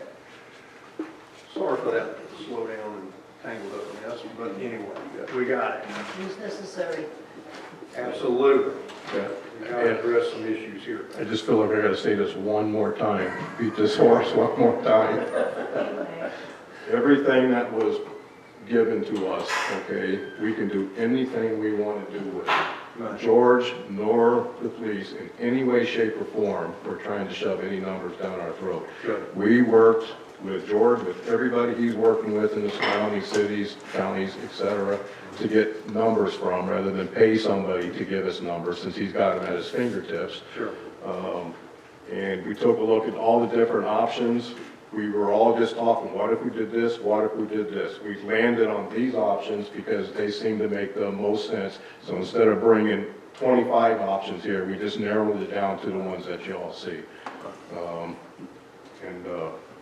You know, and James is well on board. That's our only voting member, okay? So I can almost promise you that he's out there signing right now. That's why Mandy's out there. Sure. And so everybody's on board with this. If once you guys, I mean, till y'all till y'all have a chance to review it and everything. I get it. Now I understand it. Okay. All right, let's go to item number 6, the leases on Optical and the Rainbow Springs Art. You have a preference which one you want to talk about? And let's do Optical first, I guess. I think that's the rest of it. And this lease, I remember, it runs out in December. They both run out in December. Right. Except Blue Gator runs out in August. We're just talking Optical Tel and Rainbow Springs Art. That's why you're the boss. They both run out in December, but per the agreement, at least with Rainbow Springs, I haven't looked at this one, I apologize. It is to come before council 6 months prior to discuss the terms of the agreement. Hence, June. Okay.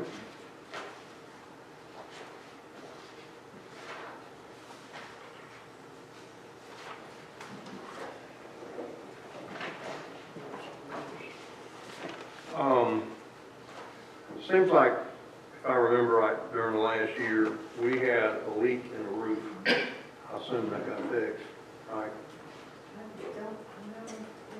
It did? Okay. And I noticed that is also an expense of the city, not Alcatel. What's some notes here? We repaired that, Chad? We don't know.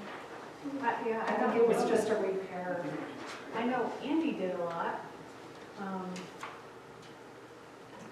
never got permit work from a contractor. I think what we're gonna find out if Best has a Band-Aid. Well, that's what I'm wondering. I remember there being a leak. I remember it caused a problem with the equipment going down. And I remember we got back up, but I don't remember if it actually got fixed. That's what I was getting at. We definitely need to check on that, Chad, and make sure, Kelly, to make sure that gets up to speed. Is there any other maintenance issues? Maintenance by there? optical tell is covered right here. On this page, all interior and exterior elements and ducts of the heating and central air conditioning equipment, ventilation system, and replaces necessary controlled air handlers and compressors at the premises.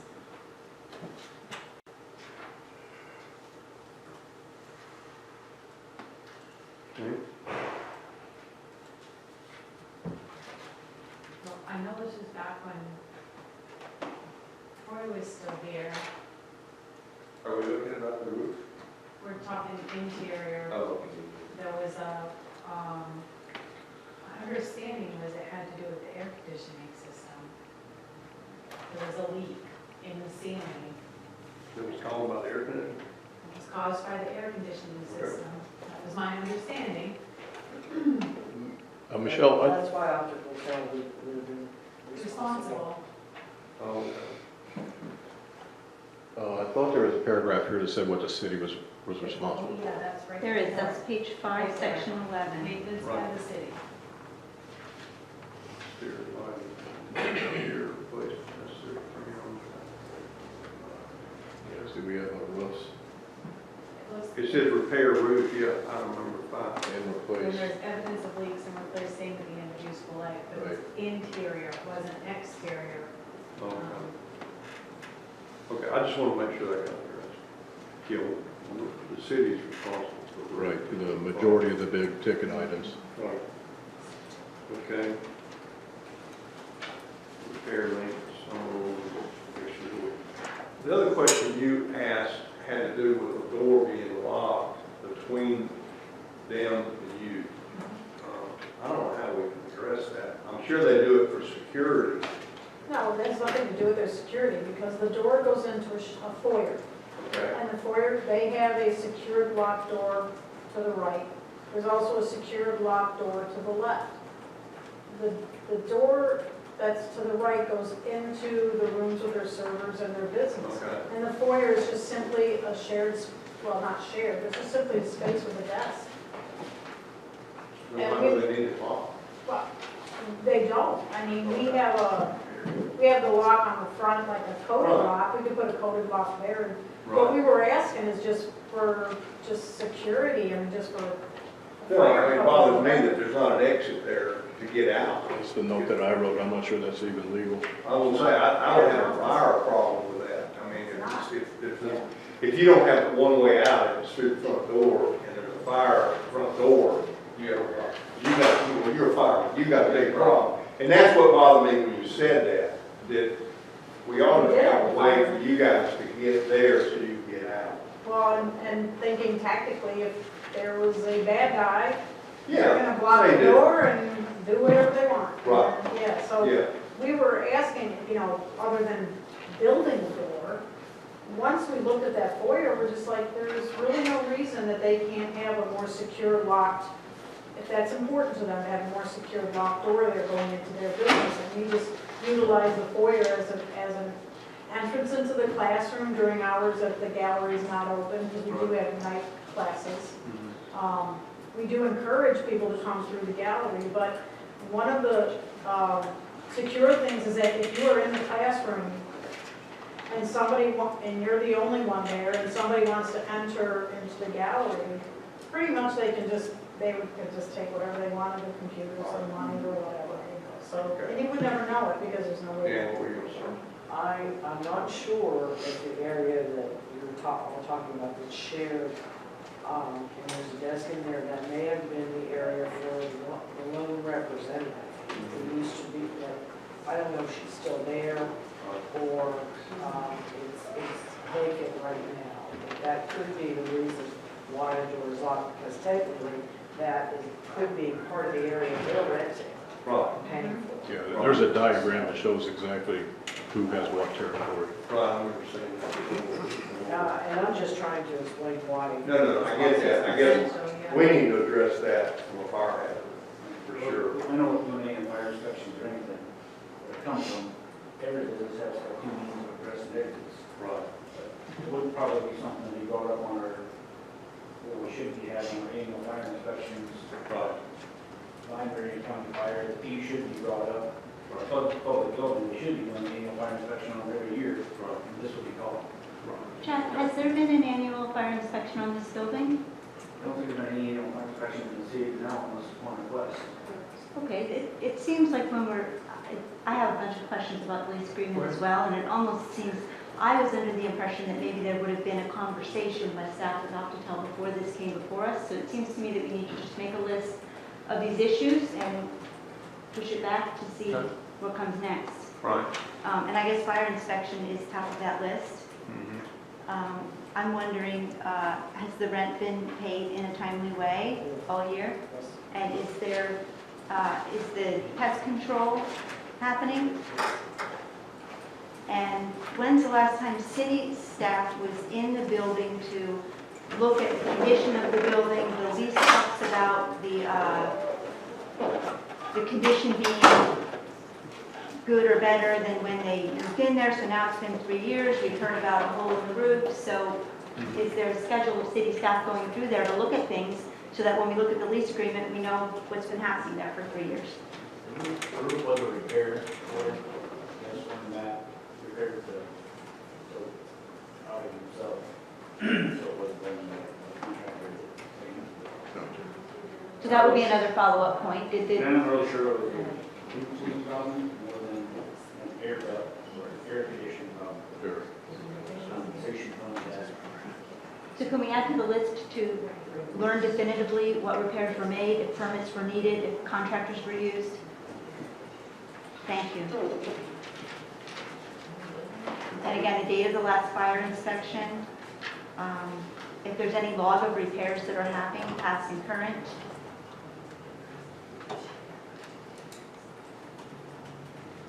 That's all I have, thank you. Do you think, I mean, I agree with you, I think maybe we ought to have a list of thoughts. I scribbled down a couple too, that, you know, has this been addressed, has this been addressed, what are you doing about that? Maybe we get them all together as a council and put them with this lease and try to find out the answers to these things before we go further.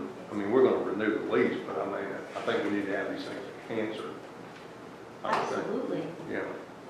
The other thing we need answered is we need a roof inspection because that's going to be a real healthy hit on the city if we have to replace that roof soon. Right. And I couldn't be a surprise, but it'll be the Grinch. I have a differing, go ahead. Well, what I was going to say, maybe we all ought to come up with a list of things and coordinate them with either Mandy or Michelle and have them address those questions before, like you said, the roof. I just remember, that's when I wrote leak in the roof. I just didn't know whatever happened. And if it was air conditioning, well, that's fine. But I'm like you, is there a roof? How long has it been since we repaired? I feel like we just created the list. Do you think that's sufficient for the staff? Yeah. Without us having to follow up again? No, that's fine. Okay, great, thank you. Okay. And again, I guess the question is, what is a reasonable increase? We've been using 3%.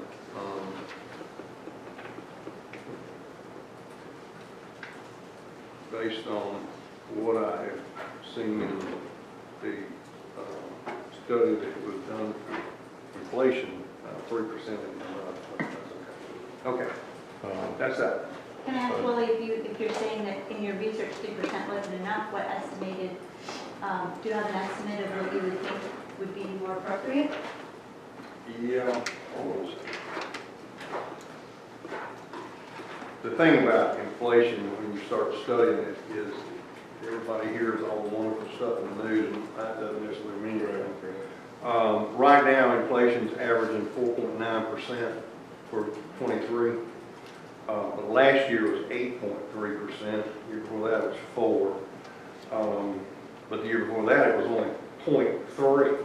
So, you know, like I say, it's,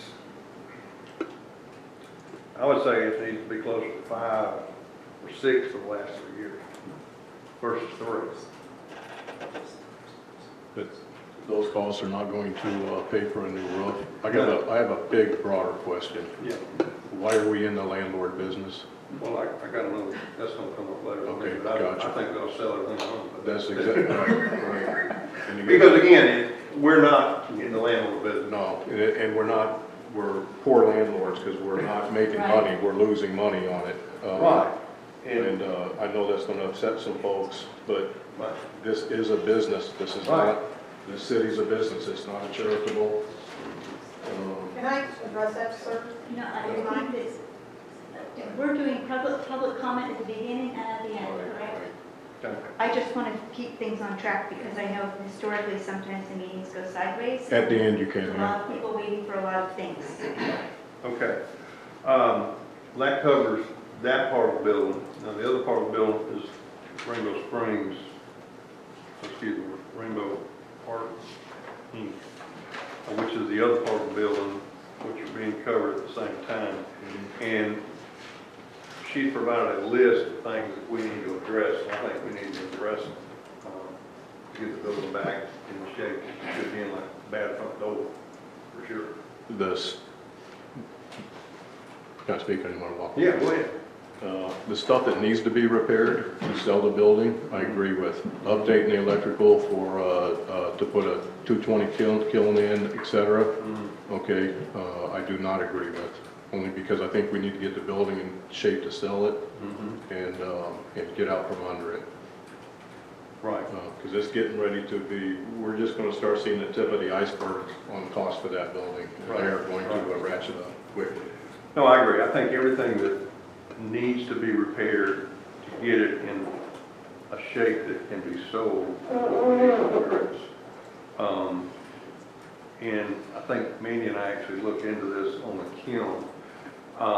That's a whole different situation from, we have electricity in the building, but if you're going to add something as powerful as a kiln, that's the cost of the lessee, not the lessor. Correct. Okay. But again, I think we need to address the issues of things that are bad. But I do think, and that's the reason I had asked Jan for a list of all the property owned by the city, because I think we don't, for a couple of reasons. One, we're terrible landlords, you said it. We don't maintain things like we should. And probably the biggest thing I don't like about it is we take it off the tax rolls. And if we sell it to an individual and then they lease it, we get the income tax roll. And we don't have any other expenses. Well, right now, we got a lot of expense. I'd like to make a comment at this time. Sure. Considering your recent, like just now statement, I can't believe how monetarily mercenary you are when you're regarding a building that is a centerpiece of this town. I mean, yes, it's not a non-profit, but what it adds to this community is of great importance. Every town needs to have a cultural arts center. It's just the way it tells our community that we care. It's not just for the elite. It's a place for people in our area, in town and beyond our city limits to come and share their talents with the community. And it's a necessary function of any town, I believe, even the old Dunnellon. Okay. Rick, you have that? I tend to agree with her in that part of the role of a city sometimes is to shoulder some of the burden for things that wouldn't be profitable monetarily, but are profitable spiritually and intellectually and bring people together. And my personal feeling is, would I rather have Rainbow Springs art, or would I rather have another law office or something like that where a certain group profits, but you've lost a part of the character of your community? So I agree that maybe we are bad landlords, but we can fix that, and yes, buildings do deteriorate. But I think that we should look at the overall picture of what this is the only one in, and they may not be able to find a place in the downtown area at that rent to where it could be the centerpiece, because it is, I would much rather see it than, like I said, a commercial office. And I didn't even mention the, even though it's only a one-day art center, a one-day arts festival. I don't know if you all have attended, but it draws thousands of people, literally. Okay, and they come from out of our community, and they know that it is a centerpiece. And when they come to town, they don't just walk around and run. They'll stay around a while and visit our restaurants and so on. And then they go back where they came from, and they talk about the great time they had in Dunnellon. This is why it's important also. I'll speak briefly then to the Art Council. I see it from the perspective of the landlord and the finances, and I think that, I know that the Art Council is paying what they can at this point, and I think that maybe it's something that we have to take a look at as far as the rent and the maintenance, but I agree that it is a big contributor to our community. I take classes there, I contribute to the Art Council too, and I think it's definitely something worth working to save and to keep here in our community. So I think that there's a lot to be worked out in the agreement, but I think it's worth trying to make it happen. Okay. And it is a nonprofit.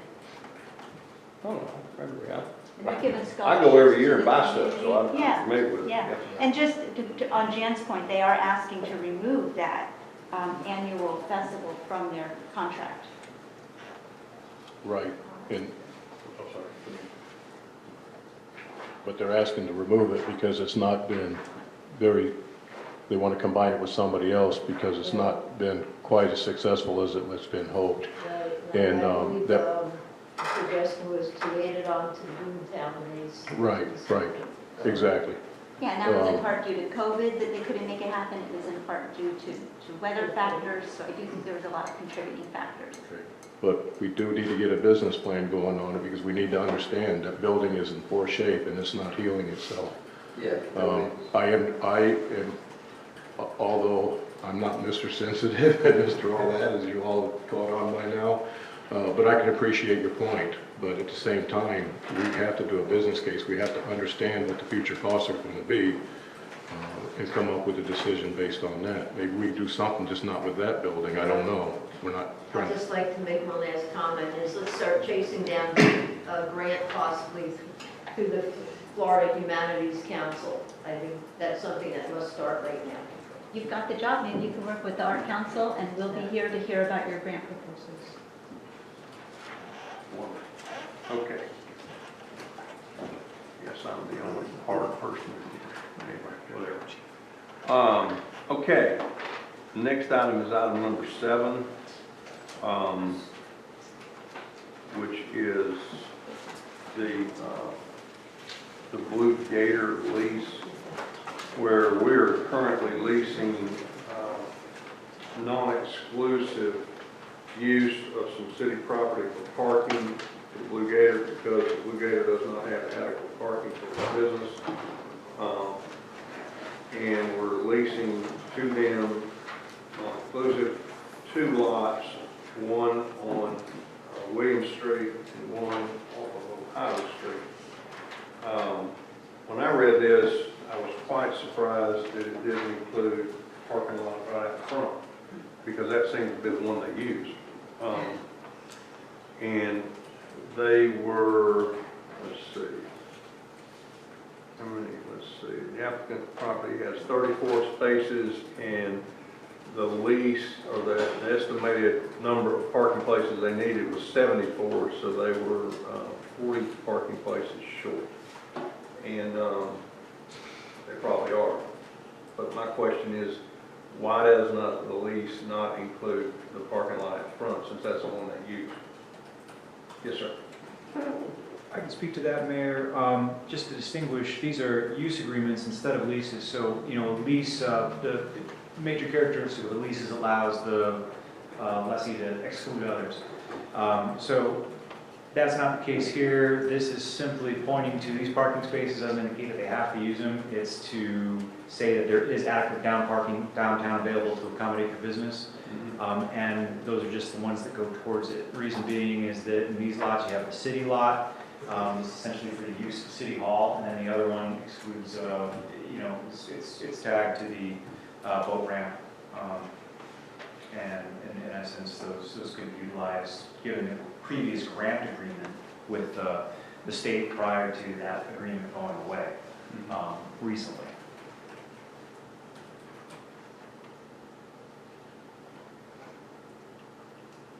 Okay. I still am confused as to why they use this one. It's not a matter, the agreement's not, it's so much of a matter of use in that it's simply because you can't control people parking. So in other words, it's just to meet it's just to meet their parking requirements, but there's actually no mandate that those particular spaces be used. It's just there is sufficient parking, and so that's typical of downtown parking arrangements where city provides or city has parking. Since you can't control where people actually do park, it's just looking at the number of spaces that are available and saying there is some parking here. You can use those spaces to count towards your project, or in this case, you know, towards the business. Okay.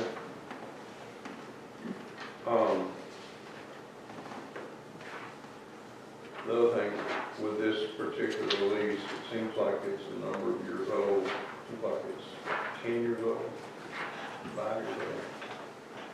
I can't remember, it's new leases. 5 years old. 5 years old. And the question, I guess, becomes, yeah, it's 5 years, that's right. Should the amount be increased, and if so, by how much?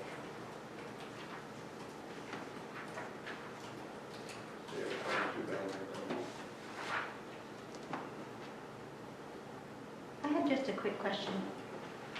When the variance was given for this parking arrangement, is that variance something that just, does that ever end, or the variance is just everlasting?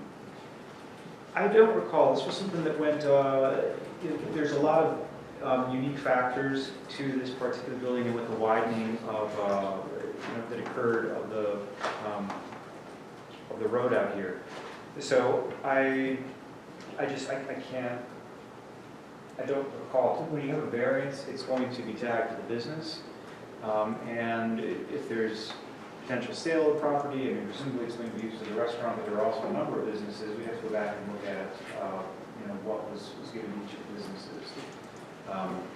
To answer your question, I just don't recall off the top of my head. For Blue Gator, the variance goes, it keeps getting extended. If they sell the property, it goes with the new owners. And the same thing with the, which it's not a lease, but same thing with the lease for the parking spots. That goes with, if it gets sold, it goes with the new owners. And the whole thing arrived when they tore down the old motel and put up the new motel. That's what shined the light on them when they came to get the permit. Nobody had been looking at anything before. Then when they put the new motel in, they had to get the permit to do that, and that's when it was discovered they didn't have enough parking spots to do that. So in order to make that new motel happen,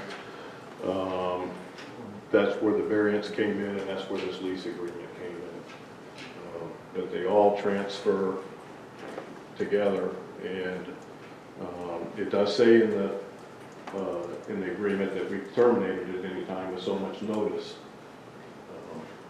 But the variance looks like if we terminate the agreement for the parking, then the variance is no longer in compliance.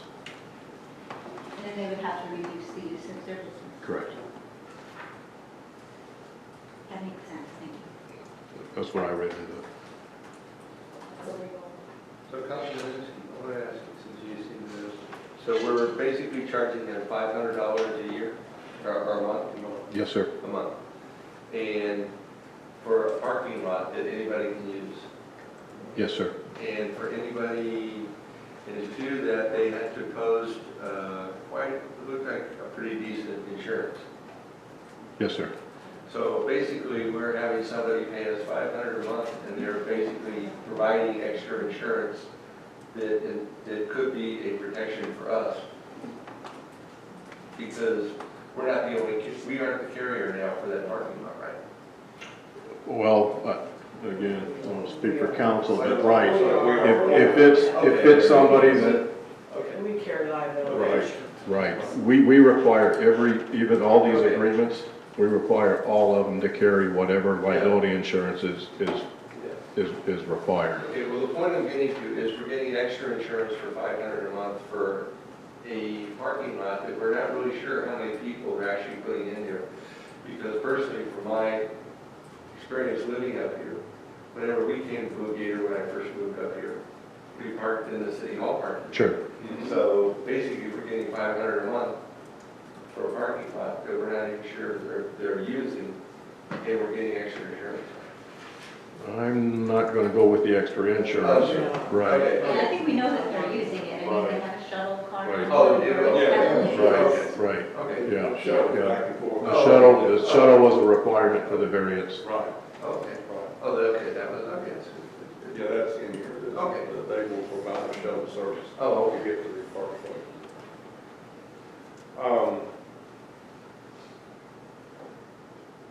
Anybody else got any questions about this? I guess the only thing that keeps popping in my mind with these parking agreements is we have some people paying rent for parking so that they have the correct number of spots for their business. We have others that we don't charge rent for that do not have enough spots for their business. I'm not sure how we charge some, we don't charge others. No, I totally agree with that. It seems wrong. And that's really the city's responsibility, right, for not keeping track of all of that citywide. That's right. Changes are made to footprints that aren't reported to the city, and then years and decades go by, and we can't control it. So I think it's hard to, I think it's a practical argument, but it comes down to how are we going to make the change to evaluate the problem citywide. No, I agree, because there's businesses all over town, and specifically, if you drive down Pennsylvania Avenue, there's a couple of medical centers almost to the bridge, but not, one on one side of the road and one on the other. And those parking lots are all full, and there's people parking up and down the street. And I understand they're parking on Short Tower Way. which is owned by the city. And I know Short Tower Way was created because of the future, we're going to remove all the parking on Pennsylvania when they come in with a bike path. So, and again, we don't charge anybody to use that parking. And that doesn't seem fair, I mean, to me. And we got other parts of this town that have parking problems as well, where businesses started out small and have grown, and they have exceeded the parking they had, but we're not providing any parking, but they're just parking wherever they can park. Now, within the code, and I went through this variance, part of the issue is you have to have, if you have off-street parking, I don't remember what the footage is, you have to have off-street parking available, public parking available within so many feet of your business. 300 feet. That's where I was recollecting, 300, I'm sure. So that's where, we're talking about Blue Gator right now, so that's where Blue Gator came into the issue. There's no parking within there. For the businesses over by Short Tower Road, maybe a gray area there. But, you know, we got a downtown business problem. Right. For parking and all that. But what I don't see doing is, we can't agree to allow, again, when you use Blue Gator, we can't agree to allow Blue Gator to be non-compliant with our code. And this is how they became compliant, or, you know, to operate their business. And then other people, we don't make them do this. Right. And they're not compliant. They're not compliant, right. So I think we kind of got two different issues. We got these that are trying to be in compliance, okay, and they got in compliance by renting these parking spots. We have others that are not in compliance, and we need to look, you know, that's a whole different issue, tackled in two different ways. And it comes around to something I was going to talk about later, but since we brought it up, we're just going to talk about it now. We seem to pass ordinances and have things like this on our books, so you got to provide adequate parking, but we don't enforce anything. And it drives me nuts. Okay, if we got a problem, and I'm gonna jump way ahead. Okay, next Wednesday night we're gonna talk about short-term rental. We're gonna spend a ton of time. No, one side spend a bunch of money, we spend a bunch of money. We're gonna create an ordinance. Are we gonna enforce it? Right. Are we not going to enforce it? And if we're not going to enforce it, why are we spending all this time? And I hate to say it that way. I mean, I got a problem with the rental right next to me. And I called a lady today and told her I had a problem with what happened this weekend. And she personally said, too bad. Okay? I think we need to stop that conversation right now. Okay, I will. But what I'm getting to is we seem to work on ordinances and we have ordinances on our books, but we don't enforce them. And my point is either we need to take them all off the books and don't do them, or we need to enforce them all. And I would say, Wally, that for a lot longer than I've ever been here, there haven't been councils who have thought about things like the layout of our city, the comprehensive plan, the codes, the updating. No one's wanted to do kind of those responsibility tasks to make the city run. Everybody knows what they want in their own district or their own section, and everybody has their pet projects, and they want to talk about how to spend the money, but nobody's talked about how to really take care of the city. And, you know, I feel like this council wants to do that. I feel like we are not talking about fun projects and big expensive things. We're really talking practical. So when you say short-term rental ordinance, I see it as running concurrently. So yes, we're going to work on a short-term rental ordinance because it's, I won't talk too much about it, Jan, but it's something that we need to do to protect our citizens, and we need to work concurrently on how we're going to fix some of this, starting with the comprehensive plan. It's a really long road. I think this council and our goals are really a long game, and that's my answer to why are we passing things that we can't enforce. We did talk about a couple of parking thing or swimming thing, and we're struggling. But we're also trying to rebuild the police department, and we've also had the first code enforcement officer who's, well, not the first one, but, you know, we recently had some very effective code enforcement where they were willing to do things outside the norm. So I think it runs concurrently, that we have to continue trying to build a quality staff and stay strong with our priorities, and the ordinances that are on the table, we do pass them and we make a commitment to enforce them, because if we don't, then we don't have a city and we're not protecting the people who live here. So I think it's the whole function, and we have to do them at the same time. Totally agree. But again, I As get, for the Blue Gator agreement, we probably need to look at renegotiating the fee and moving forward with it until we have a longer-term plan. I'll just say really quick one more thing. I did see, I talked to Jan, she said, long time ago, she had worked on a parking meter. I mean, that's pie in the sky long term, but if there was a parking meter for every space and everybody paid to park when they got here, it would alleviate a lot of problems while we work on bringing the businesses up to spec. Thank you for hearing me. Yeah, I don't know what happened with the parking meter thing, but I'm really sure about it. It was pushed it, and then it died. No, I really don't. Okay, back to the Blue Gator. Definitely think we need to renew this. I guess the question is, do we change the rate, or do we break go up on inflation, or what do we do? I understand he's trying to sell a business, so he needs to have the parking to go with it. Right. So, it was $500 a month, and that was set 5 years ago. What do we think is a reasonable amount for that to go up? Jen, is that always paid in good standing? Yeah, he paid it, I'm pretty sure. Well, I would propose we jump it up to $600 a month. Because they're doing a bang-up business, their menu prices continue to rise. Okay. I think we have them in a hard spot to rock. That's cold. The monies that cover parking, the roads and streets and the parking lots comes from gas taxes, as well as these funds. Just thought I'd throw it out there. Is this the gas taxes going away in a year?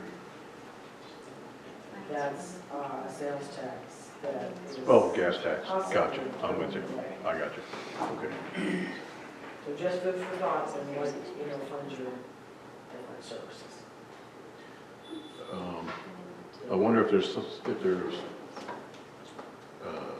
some kind of intelligence behind the numbers. If we didn't use wherever they started at the 500, use your calculation for inflation. Well, that's what I'll say. If you go back, it just so happens, this was signed in 2018, just like the police agreement in 2018. Gotcha. Inflation's been 22%, and 20% would be the $100 cancer suggestion. So, Gotcha. I mean, I hate to say it, it's pretty close. Okay. I mean, it seems like a big jump, but with 22% inflation, we go to $100, that's 20%. I just think we owe an explanation how we got to the number. I think just annual U.S. inflation is 22%, right, going up 20%. And We'll lock it down for 5 years.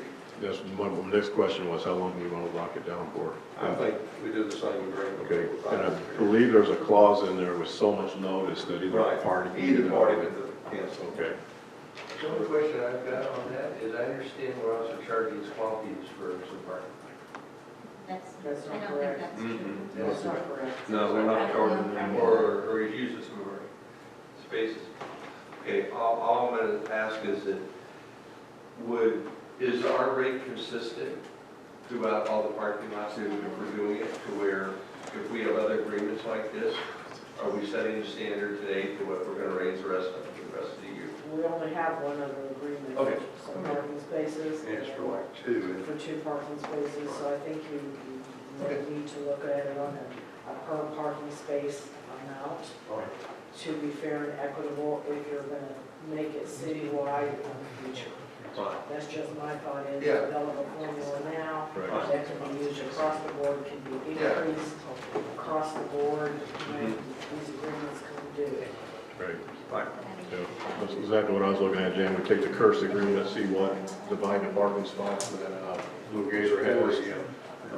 Because I thought for the curse agreement, it's the 6 that the fire department does not use, but it's the 6 this way. Right. He's only renting 2 spots. He's only rented 2, okay. right, yeah. This one's written 4. Right. And Jan, didn't the calculation for curse come from the average for the Blue Gator?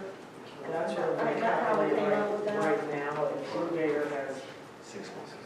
they have 6 spaces? Okay, I understand. That's what I thought. And he's paying 75 for 6 spaces, that's $12.50 basically a space. And the Blue Gator, They had 40. $12.50 a space, so it is on a per space basis. I have them go up the same amount, 20%. Okay, so all of them are done on a three-phase basis. Those are 2 leases. These 2 agreements. Right. But again, if you have other properties in non-compliance that you decide to bring in under this umbrella, you Right. set a standard. Yes. Okay. So would we be setting the stand, would we be doing the new agreement with this first base chart so that everybody knows?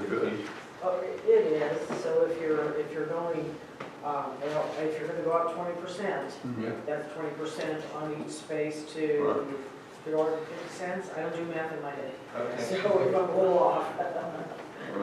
And I'll just clarify, Rex, these are the only 2, and I don't think we're going to be trying to get into any more of these. Okay. Yeah, I think being consistent makes a lot of sense. Just doing the thing. This one's going up 20%, that one go up 20%, and again, the dollar amount per space should be the same. Okay. So I'll go ahead and include that in next year's budget as well. This is Okay. what the kind of All right. thought process is. Okay. Okay. That should take care of the Blue Gator. Both of them Blue Gator interest. Right. Now, the Duke Power is item number 8. This has to do with the underground, I guess, right-of-way easement for the electric charging station. And Andrea, you're comfortable with how this has been rewritten? I'm comfortable with the rewrite. There was discussion at the last meeting when this was addressed regarding what would happen in case this was not used for, used by the power company in the future for this purpose, for whatever you want to call it, EV facilities charging.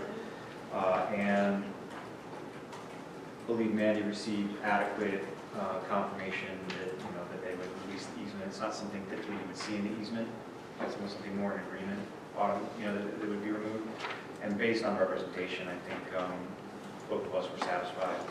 I'm satisfied from a legal standpoint. It's not being used, they're not going to continue to maintain the easement on the property. So I'm satisfied with that, and all the other terms match the requests that we asked for. You had some questions about the other one? Yeah. The only thing that I see that if it's not getting used, maybe there's something else and I missed it, is in the future, grantee and grantee's sole opinion determine that it no longer needs some or all the easement area, then the grantee shall, to the extent not needed, release the easement area. I guess, I know it is, I still don't like that language, because if the whole purpose of that easement is for these EV charging spots.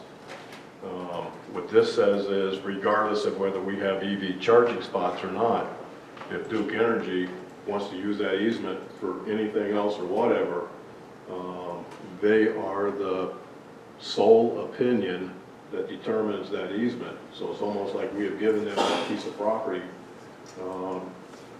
as an easement perpetually.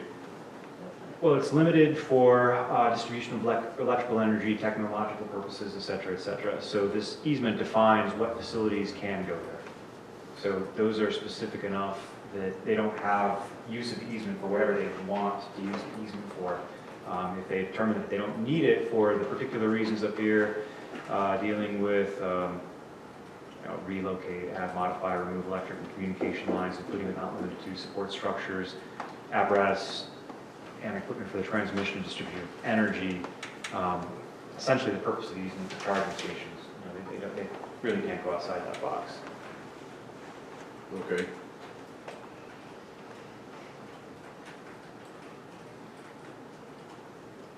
And Tim, I did recently, because I was back and forth with Duke over this too, about the, releasing the easement. And I shared this with Andrew, and maybe this will make you feel a little bit better about it. But the gentleman that we were dealing with, he said, generally speaking, Duke Energy has no issues with releasing easements once our facilities are removed. This easement isn't tied to any permanent power, and its intent is for the park and plug infrastructure.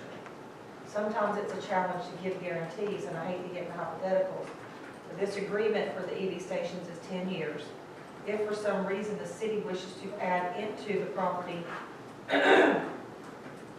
or needs more power in the future, and we tap into this transformer to power a building, then that may complicate us guaranteeing a removal in the future, as it might need to remain for the city. Okay. And we felt like that was a reasonable explanation. Okay. Yeah, and I don't want to make a big deal out of nothing if it's, gotcha, okay. That first part, that statement that really heads it in for that use of specific purpose, and that's what I think makes everybody feel comfortable. If that language wasn't there and it was unlimited, then that would be very comfortable. Okay. I'm all good, thank you. Tim, I just have a question, because I know when I first attended the meeting, where is the charging station going to be? They're going to be where Public Works is. Okay, you got Public Works, you got a car wash. Yeah. Okay, the fence that goes between Public Works and the car wash. Here? I mean, is it around here? Public Works. Where the Public Works building is. Oh, okay. All right, it's going to be, you pull into their parking lot, the Public Works parking lot.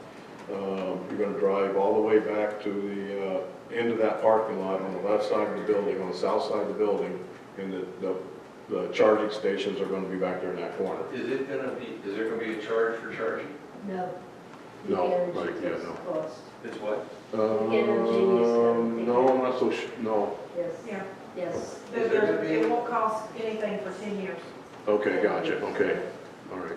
Is there going to be any provision for anybody who's got an electric car, maybe who's ever around there, that they can just start parking there? Is there a parking space? That was my question exactly. Yeah. It's going to be up to... The deal is on these places, and I asked, my brother has an EV car, and he travels long distances with it. He says it's always first come, first served. However, one of the things that helps people find us, there's an app out there, and if they're anywhere in their area and they need a charge, they will find us, like, instantly. And they have to stay here a certain amount of time, regardless if it's a fast charging station, whatever, or they have to wait for their turn, whatever. It's going to keep people here in Dunnellon because they have to charge their vehicle. I just want to point out that this agenda item is about easement for the EV charging, so if we could stick to that so that we can move on, I think that would be helpful. Thank you. Okay. Okay. I understand. You're not doing, keeping us moving. Well, all right. Now, we've got item number 9 on the agenda. It has to do with training for the police. Yep.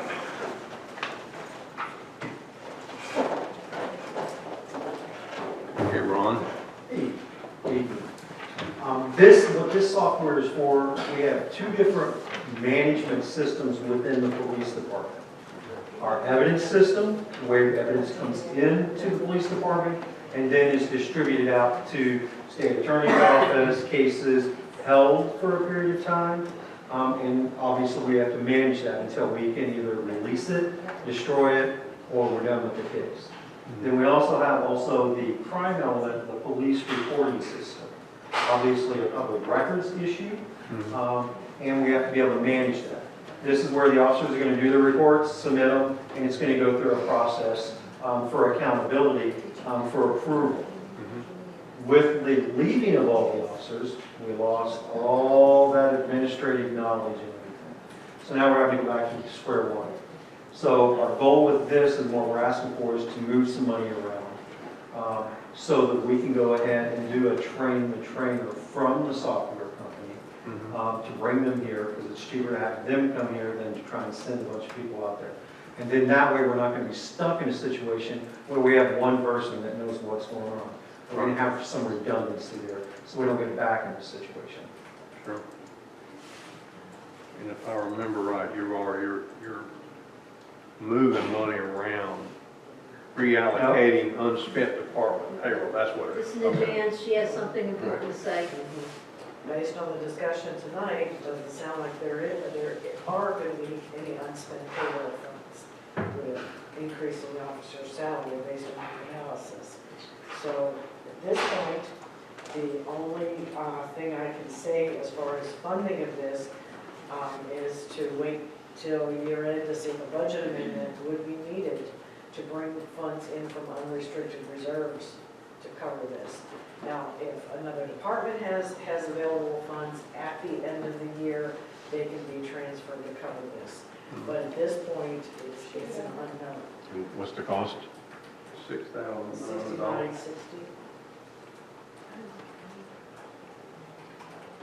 And there may be other, police departmental funds that actually are unspent that can cover this, or even a portion of it. Like gasoline? Like gasoline. It's just. That's what hit me when y'all were talking. It's like, man, these cars have been sitting around for a month, and it's like, how much gas will we save? Until year end or close to year end, I really can't give you an idea of what would be there. Right. Okay. But the other operating expenses that we're not incurring right now, other than salaries, is there a way to find out what we have, where we're at as far as, say we're 3/4 of the way through the year, have we spent 3/4 of that, or have we only spent half of that because of the sheriff helping us out for 90 days? Well, I can let you know, I don't have the information off the top. No, I agree, right. But based on your analysis, in the increase in salaries that we'd be paying starting July 1, you had indicated it would eat up any, possible savings. Only salaries though. But you were talking about general, I heard all. That was a overall. comparison to the sheriff. Okay, so. And I know I got pretty confusing. So that $6,000 difference that you mentioned. The $6,000, okay, I'm with you, Jan. What- The what $6,000 difference, okay, could be eaten up by the $2,200 of gear per officer that we may have to Okay, expend. so are we still back to possibly no unspent salary dollars? I'm with you, I'm following you. Okay, but Okay. again, not knowing, what the end of the year is going to look like or how soon they're going to get their a full complement of additional officers. Yeah. There could be some funds, available. I just can't tell you right now. Sure. Ron, what's the urgency time-wise of this? It's kind of like which one came first, the chicken or the egg. Gotcha, okay. You Okay, guys so are we're going to need access to that administratively Right. in order to continue operations. And then, obviously, we're going to need access to administratively to put new people in, new officers, et cetera, et cetera. Okay, so what I'm hearing is you needed it yesterday? Well, not yesterday, but maybe at least tomorrow. Okay, gotcha. So, I mean, it's something I think me and Jan can work on and look through. I think there might be some other areas that we can. Okay, so can you guys talk and then we revisit this Wednesday? I'm up for any suggestions. Yeah, I think we need to find a way to get this money. Well, and we can. No, I get it. I mean, there is a way to do it. I just can't guarantee you might not have to amend your budget at the end of the year. And by that I mean, when I'm talking about a budget amendment, I'm looking at strictly operations, not capital. Correct. And what did we advertise that public safety was going to cost us last year at budget time? That's what the auditors look at. So if we advertised an operating budget of $900,000, and for whatever reason, they had gone over that, that's gonna initiate a budget amendment. Correct. Gotcha. So it's all, Okay. So the first step would be you two see if you can find the money in the police department budget. okay, And the second step would be, we'd have to see if we can find money in some of the other, somewhere else in the operating, of the general fund budget, but operating side expenses. you want me to do that as well? No, I'm saying if step one doesn't work out, Okay, what I'm kind of asking the question, step one would be see if you guys can find the money in the PD budget. Step two, if you can't find the money, where is the money? But there may be a budget amendment required to move that money. yes, sir. Okay. Well, there wouldn't be a budget amendment needed to move that money, because that money is already in the budget. We could do just a budget transfer. Okay. Budget amendment is bringing money in from reserve. Gotcha. Money that was not Okay. budgeted, I'm with you. that's sitting in the bank. Okay. So, and if you're having me look at all departments to try and fund this, by next week, I can't promise I'm gonna have time with trying to get the budget ready for a budget workshop. Unfortunately, my time is very limited right now. Okay. And And that would be getting with each department head to say, what are you gonna spend? I'm with you. And So I know you haven't had any time to think about this. Could you digest this for a day or two and then, he needs, Can I make a suggestion? he needs the product. We gotta get him the product he somehow. does, so, Okay. I mean, my suggestion is to move forward with it if he needs it. And then, as soon as I can squeeze it in between the budget, then we can analyze to see where the money will come from. Gotcha. We don't have to transfer money right away. Gotcha. We're still gonna incur the expense, it's gonna hit the line item that it's supposed to hit. And even if it shows an overage in that line item for a month or so, that doesn't mean we can't find it in a month, let's say, hopefully not that long. Awesome, thank And you. then move money around if a department is willing to give it up. I'm with you. Okay. Can I make a suggestion? You and I are aware of some additional funds that are being generated every day. True, And that's operating income, if I'm correct. that's correct. I think we can find $7,000. Out of that, yes, Okay. but But I agree. I agree. 100%. I think we gotta find it. How we get there is fine, but I think I know where I can find it. and we do have it, but again, those monies. No, I get it. It hadn't been allocated really. Right, so It that's hadn't, what- it isn't in the police budget, I get it. So we may have to do an amendment. Well, we got the money, okay? Just a fast figuring on that gas, Yeah. it's roughly maybe $3,000 a month is what we're saving on gas right now. Wow. So for needing some money, that You wouldn't need Yes. that for the salaries, not for the salary increases. I was not- Hang I'm sorry. on, but that money's probably going, it may need to get used for the For new equipment. equipment for the officers, so. Oh, gotcha, I see what you're doing. Right. So with what you and Wally just spoke about and everything you just said, that's where. I think we move forward, and I'm like, Dan, let's get you what you need right now. Especially if we're gonna start getting officers in here, gotta get them trained. And if we have to do a budget amendment, we just have to do a budget amendment. And we have time. I know, we got time to do that, we just don't have time to do that by the 14th, or next Wednesday, whatever. Is that going on consent? Fine with me. Okay. Okay. Okay, we good? Thank you. All right. Thank you, Mayor, thank you, Councilor. Thank you so much, gentlemen. All right, let's go to item 10. I love this item. There shouldn't be a lot of discussions. There's a resolution that the city of Dunnellon is creating a policy on charitable contributions, which basically says the city will no longer make charitable contributions in the future that are unsolicited by a third party. Any discussion about that? I read it, I think it sounds great, I appreciate staff bringing it forward, and I hope it goes on the consent agenda. I do too. They can't because it's a resolution.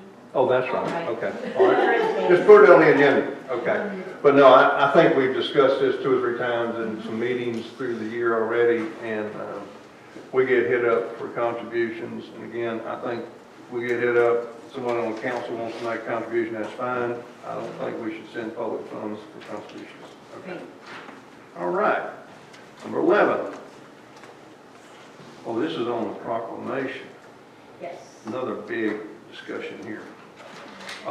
We get asked to write proclamations for various events, organizations, talking about how wonderful they are. And clearly, and I think the way we've laid this out is if it's a request that originates locally and specifically within the city limits, we should continue doing that. But for outside organizations, we need to put them in there.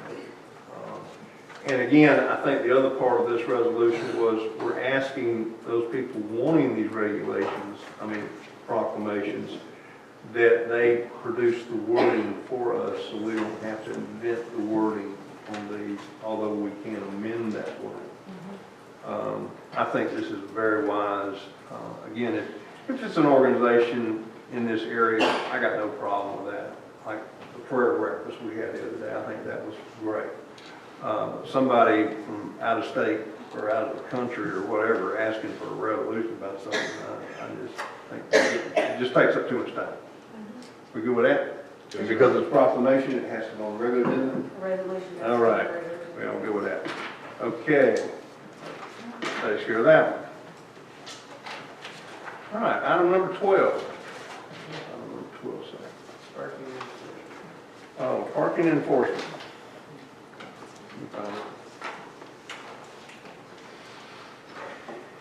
Okay.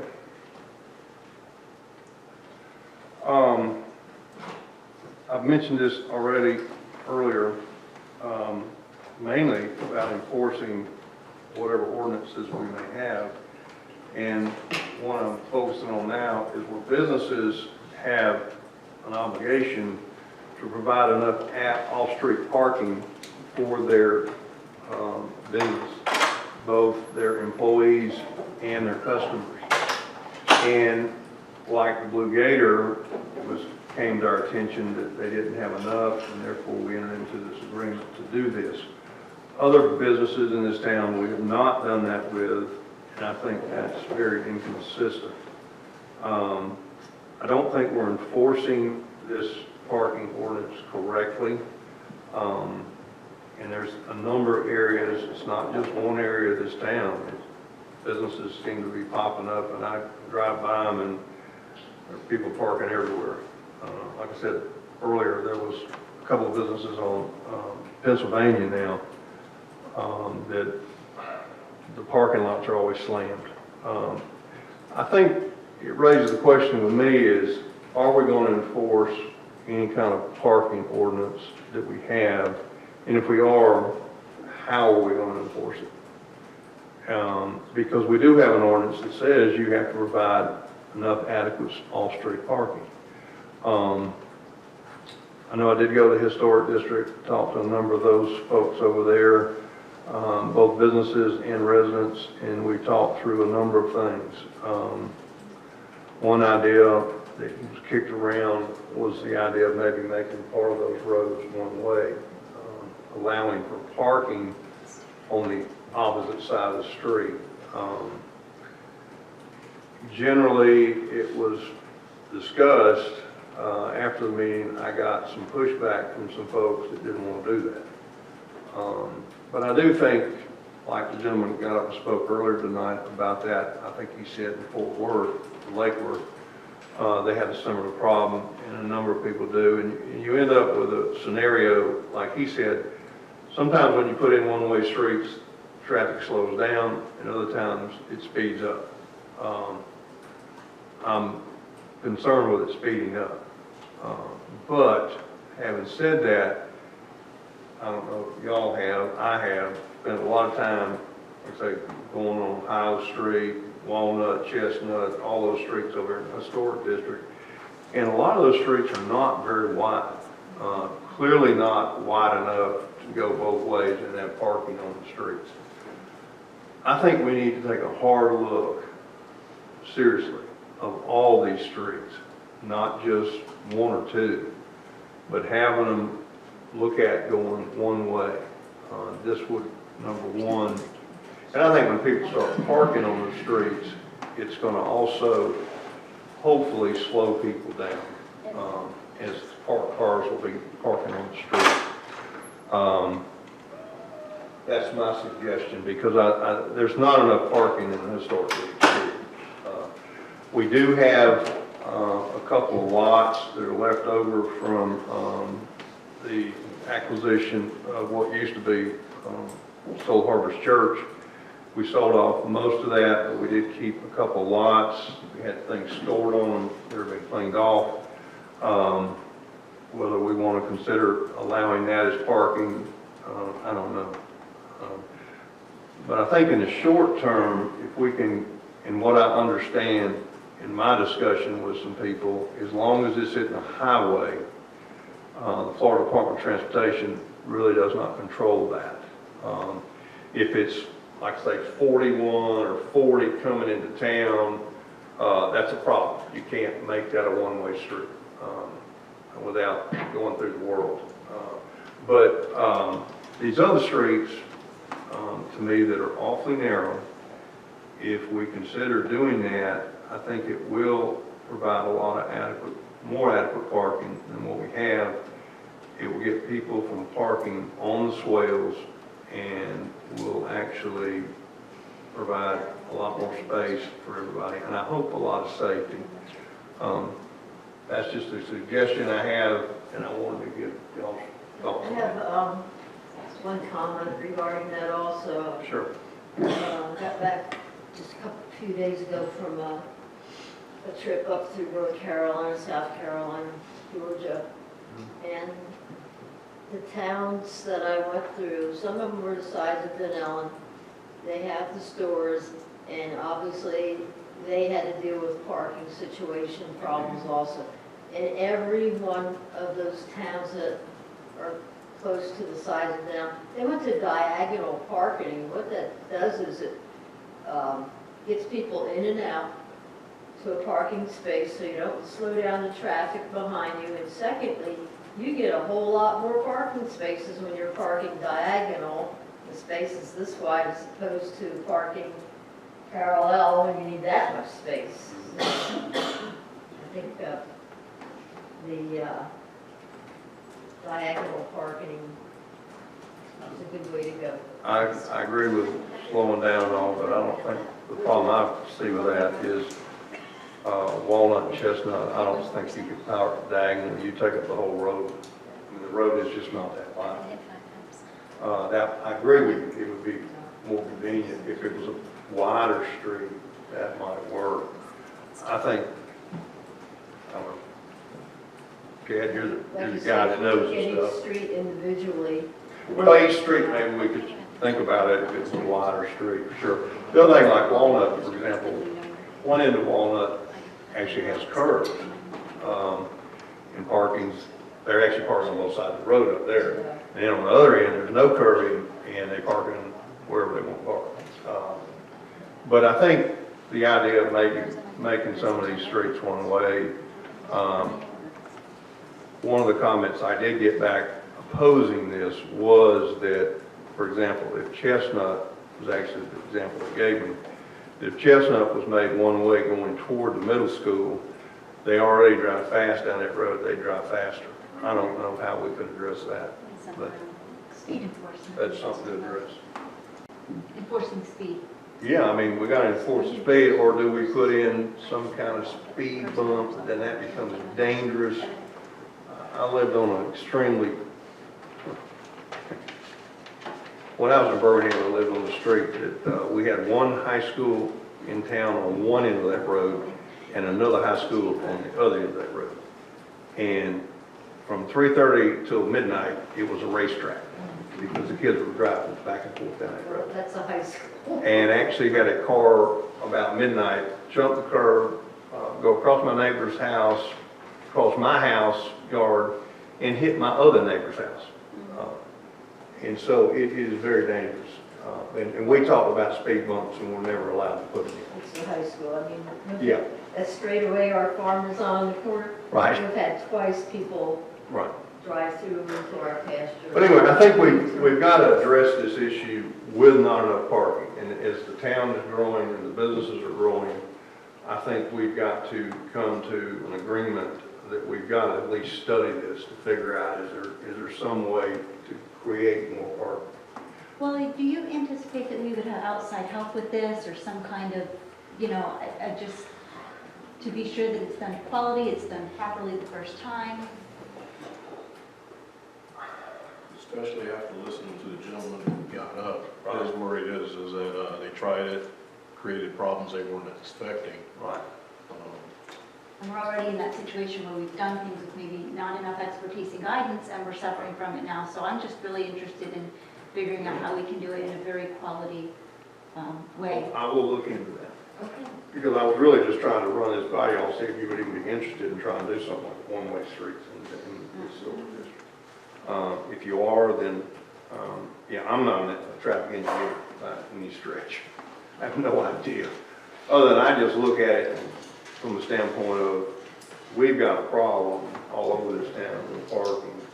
And if we take all the parking off Pennsylvania to put in this bike path, that whole area of town is going to go crazy because there's not enough parking there now.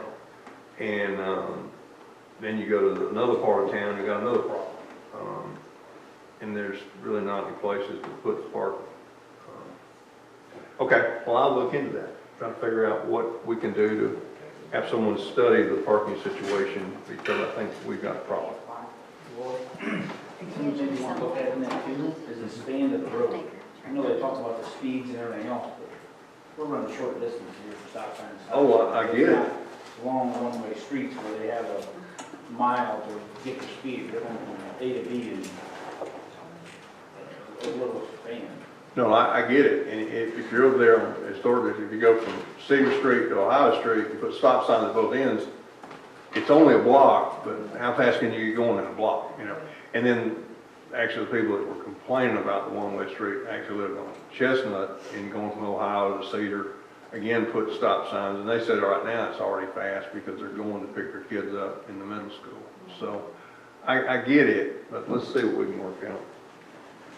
And just so you know, I did run that by LPG, our planning agency, and they do suggest you need to know where people are going. And then it was also brought up by a citizen that at certain times of the day, if there is a delivery, a semi-truck delivering goods to local businesses and schools getting out, buses are having trouble getting in and out. Sure. So there's a lot of considerations. So Right. I think having that outside expertise weigh in on it is the ideal route. Okay. Well, I will look into that. Okay. That's item number 12. Item number 13, community development manager vacancy. That's you, right? Yes, I can. I didn't put it on the agenda, but when I saw it there, I thought, whoop, I better come up with something to say. So there have been a couple applications for the vacancy of community development manager. My opinion that I don't think that the current applicants are a good fit for the position, and I think that unless we have a really superstar applicant, that we're really in a phase of getting reorganized right now, and that on the 18th of May, hopefully you guys checked out the spreadsheet that Kelly sent out. It was a spreadsheet that was, she called it a project list, but I see it just more as she's outlined the bare bones of what she needs to work on to get the community development department in shape. So I would urge you guys to review that. Kelly's working on bringing the key functions of the city up to speed, things that, for a while the city had very long-term people managing very effectively, and then some of those people left, and then there's been some in and out. So I just want to say that I really appreciate what Kelly's doing. And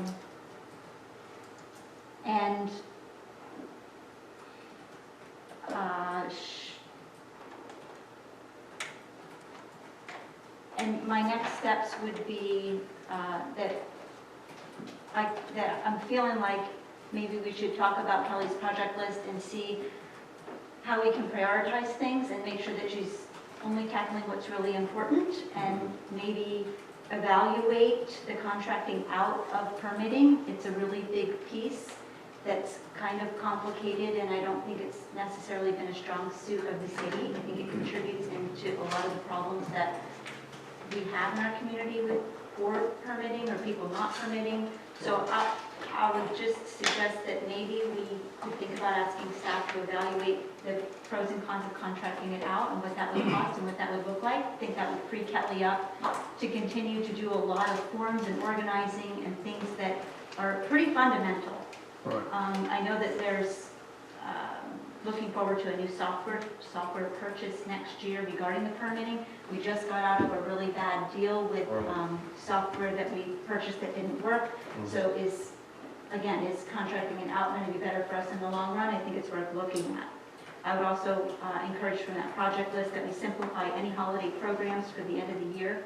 I know the last couple of years we've had some really nice holiday programs in the park, but I think that we're really kind of functioning bare bones, and that together the staff and I can talk about what we can do to water down the project list so that Kelly can continue to work on it independently. And if we hire at all, I would really like to see, well, we're going to hear from Chad a little bit about codes, but not replacing the person in the position that he came from with codes. Really just concerns me, and I want us all to keep it in the back of our mind. Community Development is working with LPG and Safe Build right now on a lot of the big issues, the site plan reviews and the building inspections, and I think that contracting some things out has been really helpful and is going really well. And so I look forward to working with Kelly and the staff to continue to put the department together. Because right now, I think the focus of the department isn't really developing the community, it's just trying to get the community sort of under control. Right. That's what I had to say about that one, so thanks for hearing me.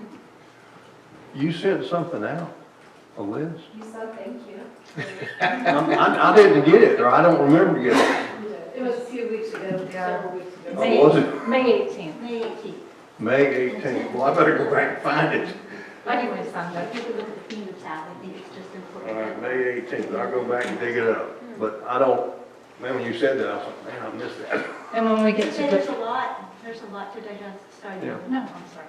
When we get to department head updates, I'll just, touch on some of those so Okay. you know what's coming. Okay, I'll go back and look at that. Anybody else on community development? I agree with you. Contracting part of this out, I think it's working pretty good, especially site plans and that kind of stuff. The question is there someone available that we can outsource this to without hiring somebody? I don't know. And so that's also on my task list because she and I just started talking about this recently. But from my knowledge, I did a little bit of research today after we talked. What I'm finding is permitting third parties, what they do is the legwork of it, and then they give it back to the city to kind of make sure it's within the zoning and all that good stuff. And they only do building permits. I haven't found one in our search that did zoning applications. So all that would still remain with us. So to say, let's throw it all to a third-party agency, that's not going to be a realistic option from what I'm seeing. But it's still preliminary. We'll see if we dig deeper what we find. Can you bring stuff back to us at the next workshop? Absolutely. Thanks. Anyone else on this topic? We're good? Okay. Discussion of police chief appointment. That's item number 14. I know we got sent out 7 different sets of information on 7 different individuals.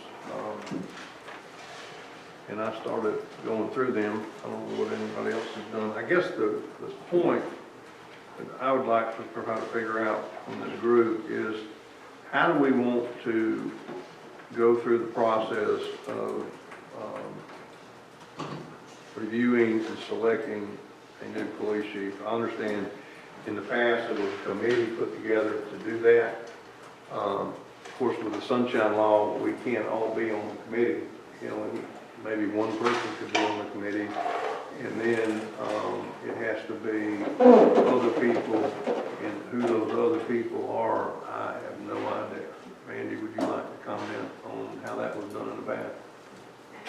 To the best of my recollection, because I haven't like really gone back and dug deep into how that all occurred in 2016, but I think there were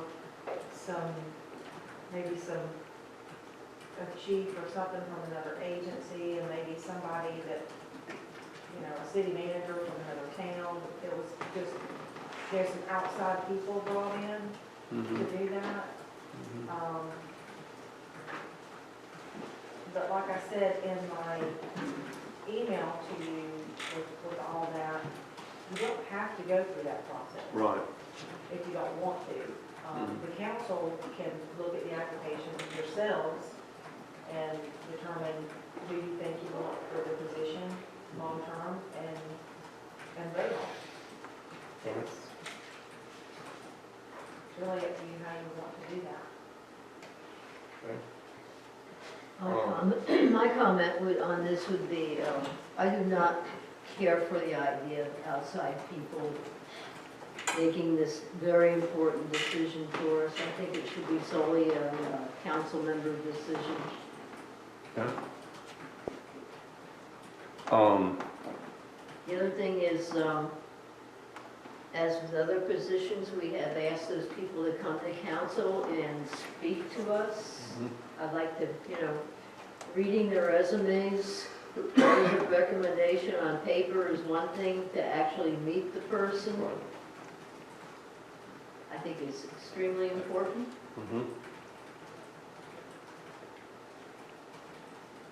I agree. I think face-to-face meetings are very important. Not that I've ever interviewed a chief. I have interviewed a lot of people, and you're right. When you talk to somebody, what you read on paper means one thing, but what you see in person is something completely different.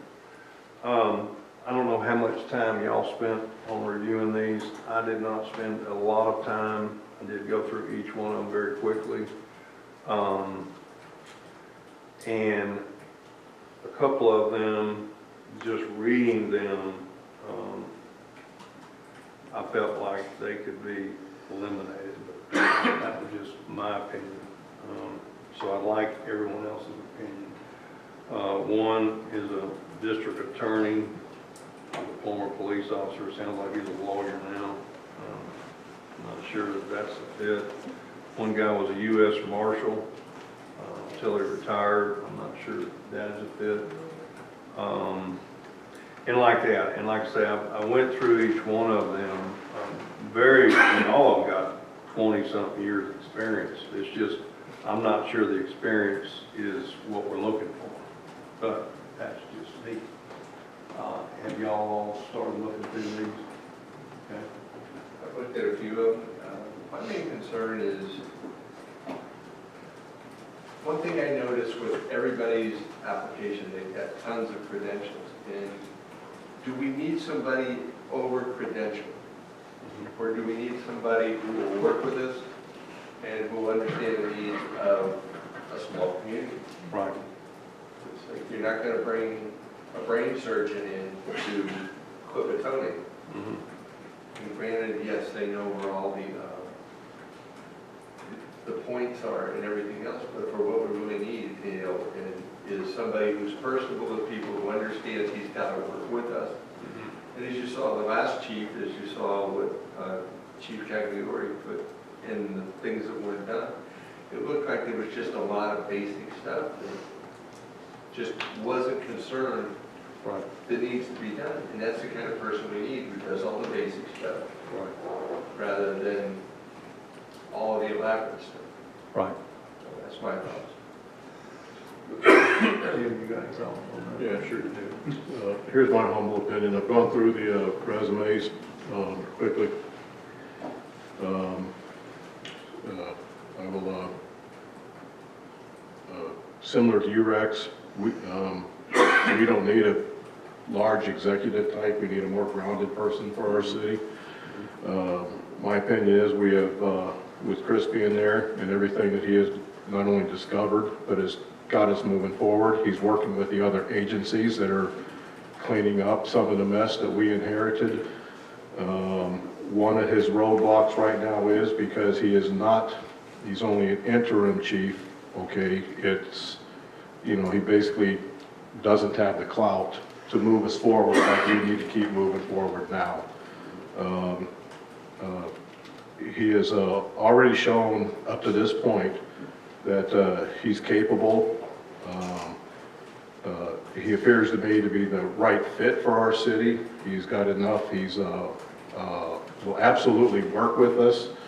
Going back and forth, we've already just over salary stuff. Nothing nasty, but we've had to have some tough conversations, and it was all based on intelligence. It was all based on, well, on his part, maybe not mine, but it was all kept civil. No everything that you would want to have tough conversations. So bottom line is, he's the one that's building this police department right now. And I'm gonna repeat, he's already shown that he's capable up to this point. All right. I believe we need to name him the chief so that he can keep us moving forward, so that he can keep us working with the agencies that he's working with right now, and we don't prolong any of the discoveries that he has made and his folks have made after the mass exodus. And at the bottom line, what I come down to is, if it doesn't work out, we can always bust him or terminate him. Bust him back or terminate him. So I can't find a downside to not naming Chris as our police chief. Yeah, also, is it okay if I speak? Yes, ma'am. Go ahead. I would like to back up what Tim has just said with the fact that Chris has relationships with the Marion County Sheriff's Department that are extremely important. For example, there are cases of investigation open right now that Chris is already tuned into. He knows that we need Marion County's continuing relationship, and he knows the people there to call when we need them, and usually those are emergency situations. I don't have much to add. I appreciate the transparency and the communication as we work to clean up everything that's happened or not happened here. So I don't really have anything to add. You made my job a lot easier. I've been working with Chris ever since this happened. And the man, to me, has rolled up his sleeves and gone to work. And I've been trying to be real open about this, but like I said, I sat down and read these resumes, and like you say, some of them have got more pieces of paper and more certificates than I ain't gonna worry about. But, I mean, seriously, when I start looking at these things, and you got a guy that's been in North Carolina his whole life, I mean, what does he know about Florida? And what does he know about Dunnellon? Sorry, I just don't see it. One guy went to Maine and came back. I mean, I'm not sure he's a fit. I mean, I'm just being real honest. One guy's from New York, great. He's lived down here in Florida for 4 years. And like I say, U.S. Marshal, District Attorney, guy works in Memphis now. I look at this and I want somebody from here. And Chris, just to me, fits the mold of what we need. But I didn't want to say that. I think he's discovered a lot between him and Ron. They have rolled up their sleeves and dug into a mess. And I don't know how to say it politely other than it was a mess. I've made a couple of comments to him that I just hope and pray we found all the messes, but I'm sure we haven't. And that's just life. My career, that's what I did. I went into businesses and offices and rebuilt them and got them going, and boy, when I started finding things, it was a real joy. That's all I can say. I think Chris has done an outstanding job from the day he got here. I mean, he just went to work. I come down on him hard about pay and everything else, but I'm really testing how sincere you are about this, and I know you are, but I want to hear it from you, and I have. I'm like you also. I think the longer this drags on, makes hard recruiting. Then even if you have somebody that might be interested and you drag them out for a month, how are we going to get them back? I mean, that's the other problem I see. Because again, I've recruited people in what I used to do. And you got to make a decision, you got to move. I'm comfortable with let's just move on. But I don't want to be the one that says that and be the only one that says that. And again, I'm like you. I think right now he's doing a great job. He's found the mess. He's fixed it. We're working on it. They're digging into a budget that I don't even want to guess where that's going. But again, I think we got some issues that we still got to address, but I think he's done a good job in what he's doing. And I'm like you. I hope and pray we make a good decision. If a year or two down the road we find out we didn't, we just didn't. But I don't feel that way. Again, and I'm glad, because when I looked at all these resumes, I was very glad of one thing. And I think coming from a sheriff's department, again, this is not a reflection on Mike McQuaid. It's if you come from the sheriff's department, you got one mentality. If you come from a police background, you got another mentality. And I think his background and Ron's background both are policemen. They weren't sheriffs. And I'm fine with going forward with what we got. Could we put it on the ballot or on the agenda for next Wednesday night to appoint him our chief? Yes. I think we should vote on that. I think, Mayor, it would also be, I just want to put a word out to the public to encourage people to come and weigh in. I've talked to some people in the community, you know, some feel one way, some feel the other way. This place was full when we were talking about the dismantling of the police station. So I would really encourage the people, the taxpayers, the business owners, all the people who have an interest to come in and weigh in. And if you think this is the best option, let us know. And if you think that you'd like us to do something else, I think we want to hear that too. So I just would like to call to the public. I agree. I know I've been getting almost daily letters of recommendation for a couple of these folks. Of course, clearly most of them have come from Chris. But I have received them, and I agree. I think the public was extremely interested in what we were doing to keep the police. I think if anyone has any thoughts on the direction of the chief, they need to speak up now. Unfortunately, like I say, this has gone on a long time. It's been chaos since, I think it was April 3rd, and I'm ready to get it over with. I agree with you. I think if anybody's got any comments. The other thing I found was a little, I guess, good and bad. I got a number of letters of recommendation and comments and phone calls for certain people who are not even on this list. Because I also got comments against those people. And I think eventually that got back to them. And even though there was a number of well-known people in this town supported some of the people that are on this list, they decided not to move forward. And I know of 3 other people that were interested in this position and they're not on this list. So, or whatever that is for. Okay? All right? So let's put it on the agenda and go forward. All right. Now, are we on the consensus agenda or? No. No? Well, I think that needs to be a vote. No, especially if Julianne wants, more public comment, you have to take public comment before you actually take a vote anyway, so, but you have to do it on consent agenda. I mean, they can still provide public comment if it was on the consent agenda.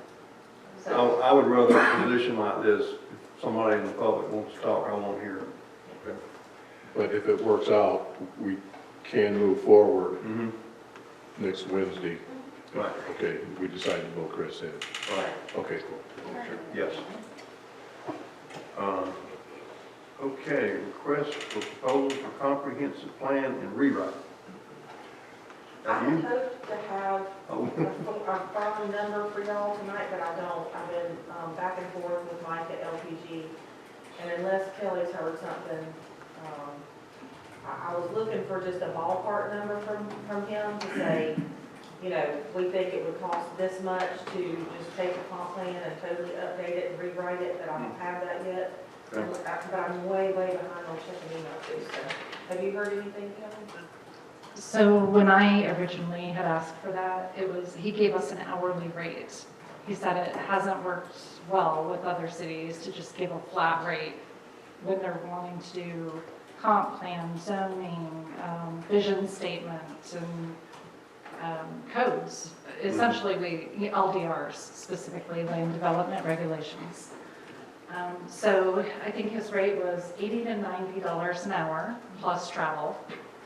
And in my budget, I assumed 1,000 hours, I believe, to get us at that $90 bucket. Now, but we're probably not going to use that up in the first year. It's going to be kind of slow going at first with public meetings and feedback and report gathering. But he seemed confident that for, under 100,000, he could do it all. But that's just one preliminary quote, just so I could put something in the budget. We still have to write an RFQ. Right, I think we need, and I knew, again, this is kind of business I was in, you're not gonna get an ironclad quote on something like this. Yeah, I think we need to get an RFQ from a couple folks, see what the range is. And I would be scared if somebody just said, hey, it's $50,000. Right. That ain't happening. Right. Well, I think I'd like to speak to that too. My, part of the motivation is to get a number in the budget so that we're at least on the board and that as we try to move through this. But it's a couple-year process, so I think it is really, I just want to say in this venture that I'm not like in a big rush. I think it's really important that our first step is to really find out who's the best at this, that we don't just go with anything convenient or something that's easy, and that we talk to cities who've done it. Now, I know the city of Newberry, we've all talked about that. We've seen the presentation, the PowerPoint. It was great. That's one city. I would really encourage us talking to other cities to see what their experience is, if there's any feedback from like League of Cities. I don't know if we're members in the FRA yet, but I guess I just wanted to maybe throw a little caution to the wind that we could move cautiously and not quickly, so that we can also determine what needs to go into the bid, when we call LPG and we ask, is that what it is, LPG? Yes. When we call them and ask them, oh, what's a number? You're right, we need to know what we want them to cover. So by the time it gets back to council, that we have some real specifics about what's going to go in it, because I think that when we say update a comprehensive plan, it can mean a lot of things, and I just want us to get it right from the beginning and to talk to enough people to really be in the know. So, I wouldn't be upset if it wasn't on the consent agenda right away, just because I'd like to see us really do our homework and just not go with what's quick or easy. Right, and I did get 2 sample RFQs. It was right before we closed Friday, but I have those, and I can, send them to you guys just so you have them in your back pocket as you, think about this place daily and what all needs to be done and make some tweaks. Yeah, that's good, and maybe we can take the next, Yes. few days to look at Yes. them and sort of determine what we want and share it with I've had some interested people from the public. So, yeah, that's all I wanted to say. Okay. I agree. I do think this is going to take a couple of years, and I think maybe in putting together an RFQ, we kind of, if we can, break it down as much as we can and look for your help, focus on this and focus on this and focus on this, and like you said, I don't think you bite this off and chew it up in 1 year. I mean, this is gonna take some time. And so, yeah, it sounds like a big number, but if you break it down, maybe it's $35,000 this year and some other number next year after you digest that, you go something else. Okay, we good with that? Yeah. So can you just start just hammering away at that? Well, we got a little bit short. I'm just joking. I'm just joking with you. I know where this is going. And I'll spend a little more time trying to meet with Kelly on it. My time is, I've not had a lot of time to be down here, but we've decided maybe some early morning meetings are in store, so maybe I can come down here and work before I go to work. Okay. She offered to enter permits. How early is early? 7 o'clock? 7 o'clock. Oh, boy, I'm gonna miss that meeting. All right. Department head reports. Before we go on, Yes, ma'am. Yes, sir. so what we're gonna do here is we're gonna create a list of everything that we want studied to fix the comp plan, et cetera, et cetera. And that list is gonna be in logical order of what's gonna be done first. This can't be done until this is done, until this is done. And then we will have next to each one of them items, when we send it out to the, whoever's gonna be doing this, they will put, because again, we understand that it's hard to put a dollar figure against it, but they should be able to put hours against each item. And then based on whatever anybody's hourly rate is, plus if we get 3 back and we see that for item 1, it's 200 hours, the other 2 are 500 hours, you know, what's up with that type thing. Is that kind of what we're looking at doing? So maybe this will help you. So I started a outline of what that RFQ would look like based on a couple I got, very preliminary, but I did start it. And that'll be something we can talk about, I can send to you, so before next month's meeting, we can all come together with our tweaks and maybe get a decent draft. Work with Andrew's firm or LPG. I don't know if there's a conflict there, if there are potential bidders on an RFQ. Can I be getting advice from you on what that looks like? Like, I'm not following. if I create an outline for an RFQ to start, getting a draft together and send it to you like, hey, what are we missing? If you've done this kind of work before, does that create a conflict for you bidding on the job? No. Okay. You're doing an RFQ for a complete comprehensive plan rewrite. You're going to need a planner. Yeah. So, I mean, legal will have some sort of involvement in reviewing the work and, there's meeting attendance, but that's planning. Okay. Yeah, we're not planners, so, Okay. and we have, I will not be responding to the RFQ. So I would be providing advice to whatever you need for your planner. My apologies, I heard you guys were getting into some dabbling in something that you could help us out with, like comp plan rewrites, so. Perhaps we've had some meetings where we discuss CRAs and that sort of thing, so that's a completely different type of project. Understood. But this one, you definitely need a professional planner that is going to be looking at things and provide planning advice that's not within the scope of legal. Okay. Legal just makes those, what the planner needs to do legal. Right. And whatever suggestions you have on how it looks when it gets here, I really appreciate that because that's not an area that I'm. Yeah, all good, right? Well, and you'll have the samples, yeah, and you'll have the samples So, too. cool, that way we can come prepared. Yes. Cool. Okay. Now department heads. Mandy? I will make this very quick because it's almost 9 o'clock. Yeah, I'm watching that too. City clerk evaluation, I sent out multiple ones that I pulled from other cities, along with one that Tim had provided us with.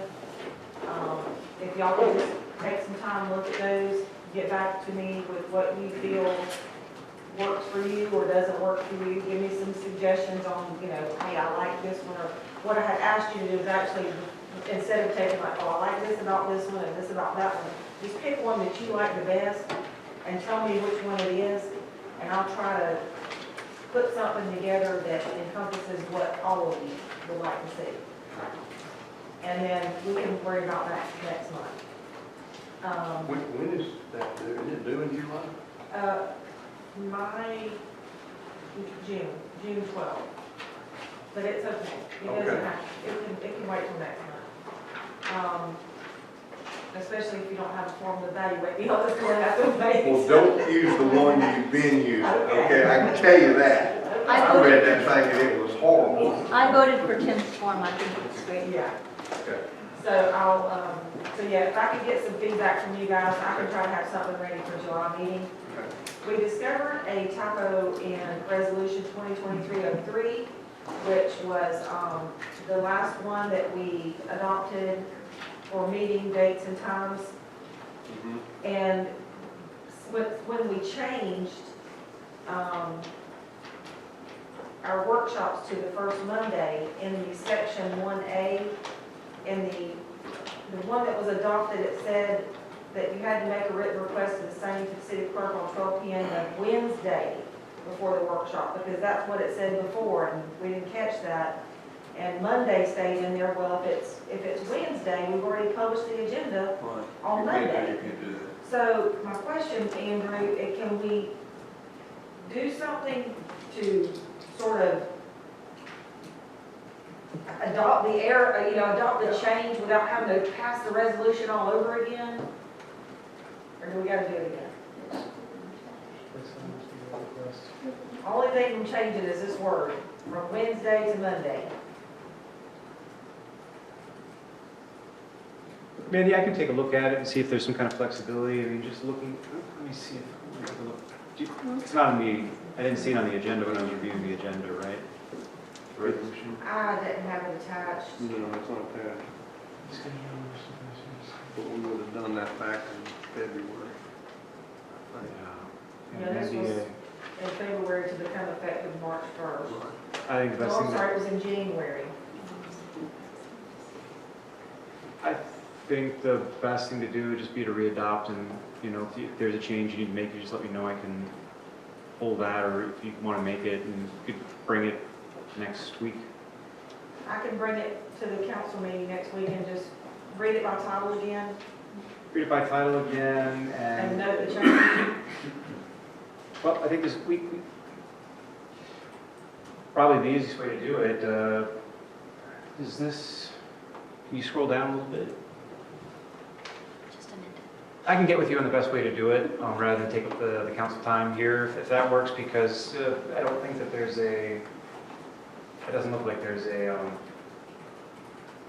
clause in there. Yeah, I'll get with you on it. Okay. I think that really just a readoption and change, and, removing any other inconsistent resolutions that would take this one out of play, you have a new one in, and it's just effective immediately, and then you're covered. So we'll just put this on the regular agenda for Monday. And then, You mean Wednesday? okay. You get your Mondays, Wednesdays mixed up. I do that all the time. It's late. We have a request from Paula Rose to do a presentation on June 14th. She's provided us with a PowerPoint. She knows that she would have 10 to 15 minutes. We told her that. She did meet the deadline to get us her request and her material into us, but this is some of the photos that she sent that will be a part of her presentation. So I just wanted to see if you guys wanted to honor that request and allow her 10 to 15 minutes on Wednesday to make her presentation. On what? Blue Run Park. The swimmers on Blue Run Park? I'm against it.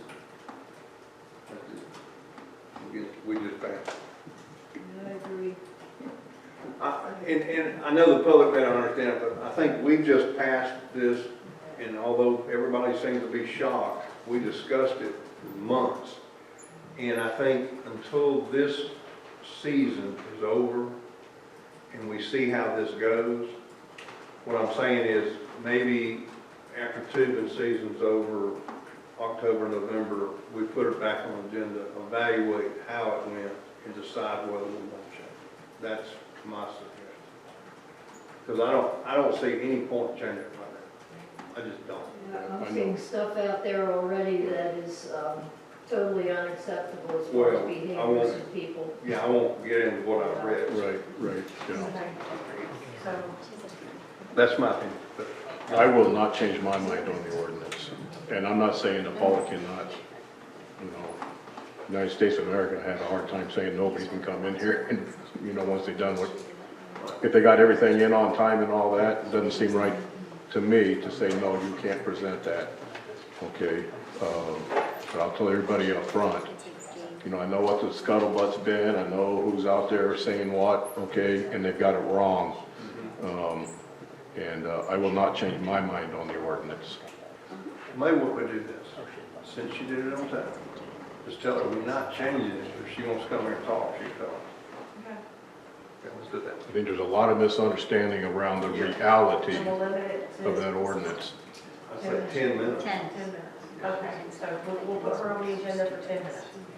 And then Julianne asked for an update on the Granicus project.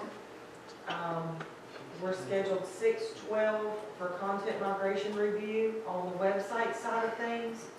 And we'll be working on agenda management training, 6/15 to 6/29, ongoing website and agenda management training, 7/13 go live for website, confirm go live for website and agenda management, and 7/31 we should be ready to go, like push this through and actually be live in August. So, and that would be on both sides. So it worked out. What I really liked that they did for us was we were working with one person over here on website and having meetings with him, and then a different person over here on the agenda meeting management side and having meetings with him.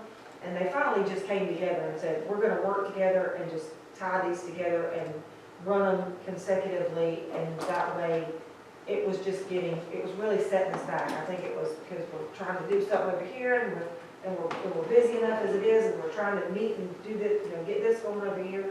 And I think it's going to work out better that they just sort of bundled it all together and said that we're just going to work together as a group to get it all done simultaneously. Thank you. What was it? Testing will occur the third week of July for last minute details. So hopefully by the end of July, we've got everything cleaned up and we can go live in August.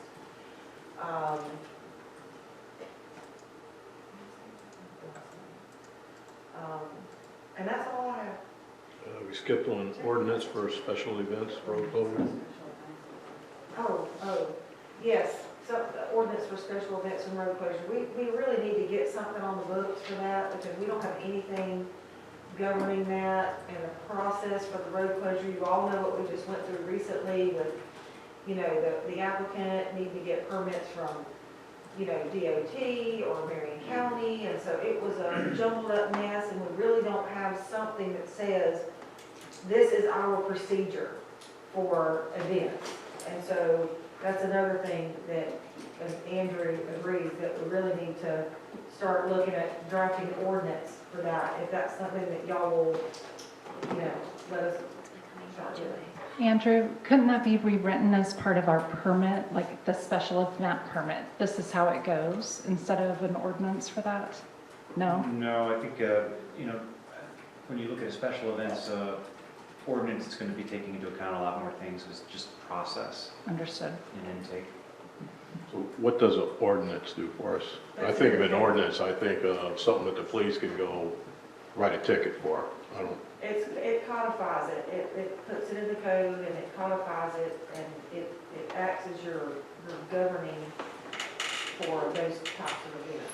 Okay. What's required, and that sort of thing. Gotcha.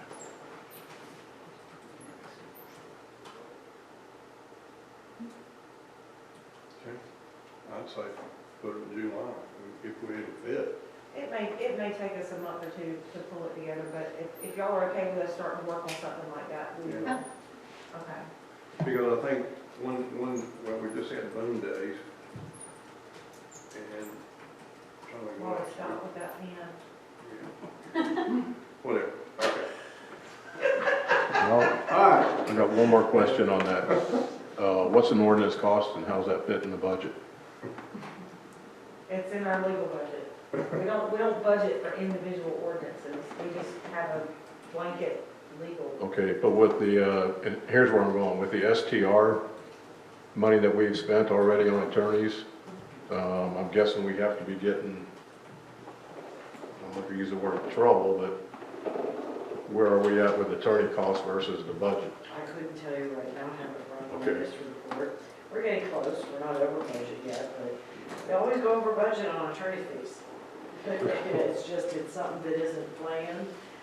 When Right. Randy brings an ordinance Just- forward, there is no definite cost that can be associated with an ordinance, because it just depends on how long it takes to discuss it. Okay, and I got you, but So like, if you'd rather wait till October, we can wait till October. and- right, like everything else, I think that we need to, whether it's STR stuff, whether it's anything, unless it's an emergency and has to be done, we need to plan it for the next budget year, unless there's a good reason why not to.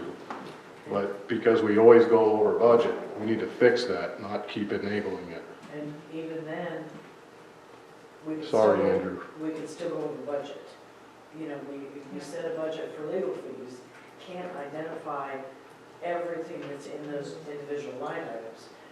So like the short-term rental ordinance morphed into something a lot bigger than what was originally planned.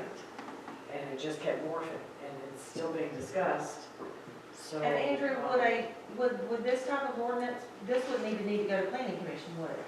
Special events, no, it's not an LDR, so it's just Yeah. regulatory for the Yeah, so actual it wouldn't event. have to go through that whole process, it'd go to council, so it wouldn't be drug out with Patrick's attorney's fees and then come with Andrew's, and it just comes straight to council. The good news with the special events ordinance, I mean, SDRs, I don't want to say that they're not standard, but there's a lot of things to choose from. The same thing with special events, but maybe it turns into something controversial. Typically, a special events ordinance is not something controversial that really, there's ordinances, you know, that can really have a budget impact. And then there's ordinances that really don't. Special events, you know, I've seen complex ones. We have kind of a catalog of them. I've done many of them over time, so there's a lot of models already pulled from that I can send to Andy and, you know, she can take a look. This works, this doesn't work, and finalize. I don't see it as a huge expense, but sometimes things that wouldn't have been a huge expense turn into a huge expense, and that's not something that, you know, that really I or staff have control over. So, Would it be out of the good news line is there's a to, lot of templates. but would it be out of line to, I mean, once you guys talk basics, to at least estimate what we think we're gonna spend? Yeah, I mean, if we can try to come up with a number and see what we think it might cost. If Andrew thinks it's gonna take 4 hours of his time, then, you know. I have a case little budget. We want to decrease it. Well, you can't expect any of these code revisions and these ordinances to be drafted and adopted and codified without attorneys. I agree with you, but we should be planning stuff that we can plan for. Yeah. You know, we keep enabling this situation, and it's not, there's a better way to do it. Yeah. Sorry, I'm done. So we're gonna put this off? Bring us back in numbers, what I'm saying, Okay. what I'm asking, I'm sorry. Okay, Bring it back all right. in. All right. What Chad? do you know? Oh, and before we go off, Mandy, I'll be real quick. I know you have a lot on your plate. Has the application gone in as far as trying to keep the boats from the bridge? No. Do we have a timeline, or are there any kind of barriers that you could share with us? I could work some overtime. Oh, it's just time. Okay, no, I just see them all now lining up with zombies on the other side of the bridge. It's one of No those problem. things that between everything else that's been going on, it just kind of got pushed to the side, and I need to get started on it, I do. I understand. I know you're I've busy. been overwhelmed with a lot of other things. I believe it. Thank you. Tiffany and one of them.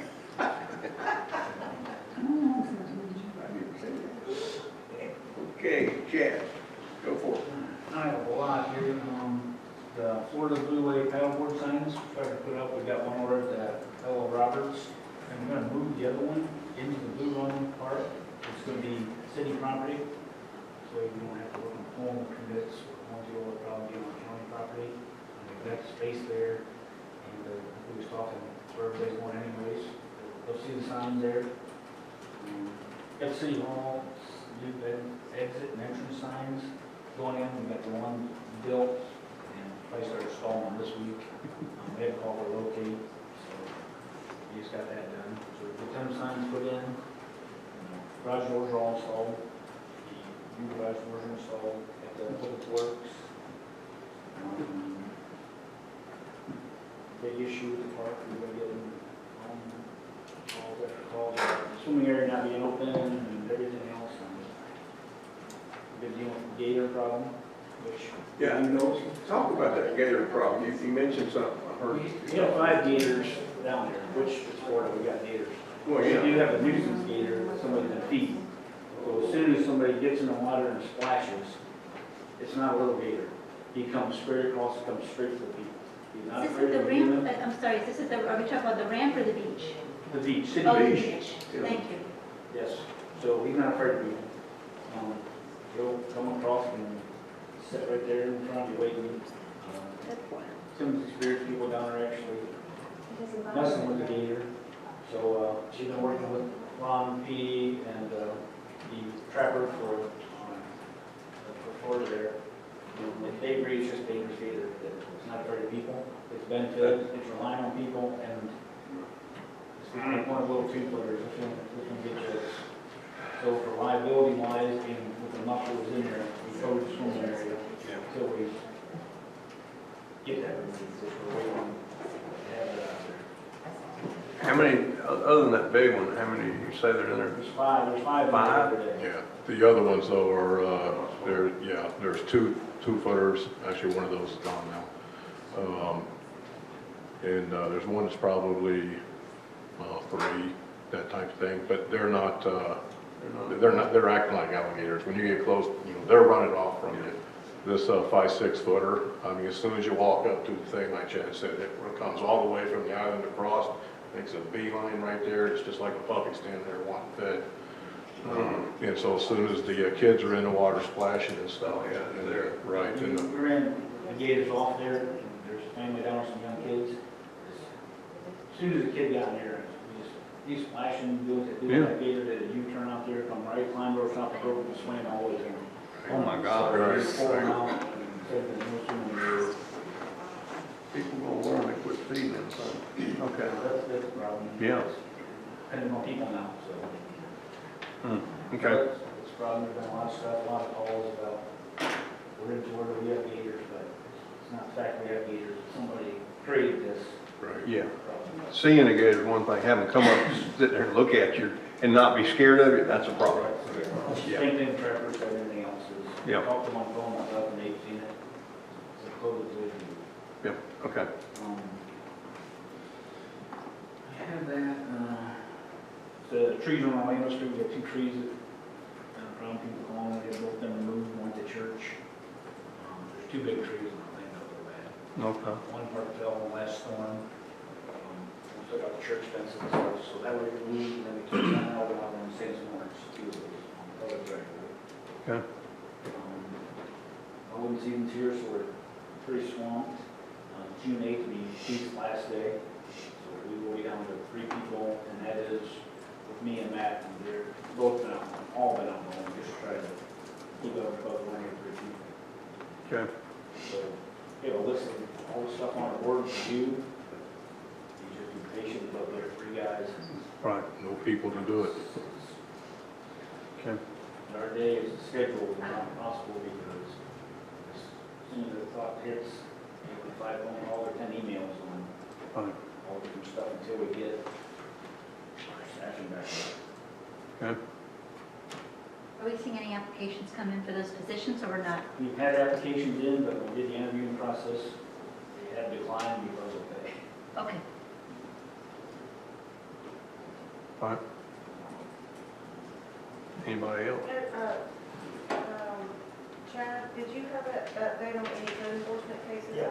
Okay. As a code enforcement, as of now, we've had 52 cases, code enforcement cases. We've closed 27 of them with compliance from people doing stuff. We still have 17 open that are either haven't reached their dates yet as to when to comply, or we haven't just heard back from them yet. Right. through the process. We have 8 cases that are eligible to magistrate once we get that whole process done. This is going to be mostly all of our life and burial properties that's been outstanding in the city. So they are, I guess we'll have to have different meetings on when it goes to magistrate, what we want to do with it.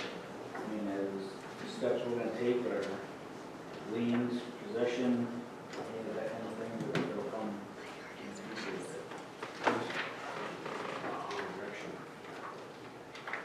So at some point, I guess what I'm hearing, you're asking that we need to have at least part of a workshop to address how we want to do the magistrate type process? Yeah, we need to have it done, start process and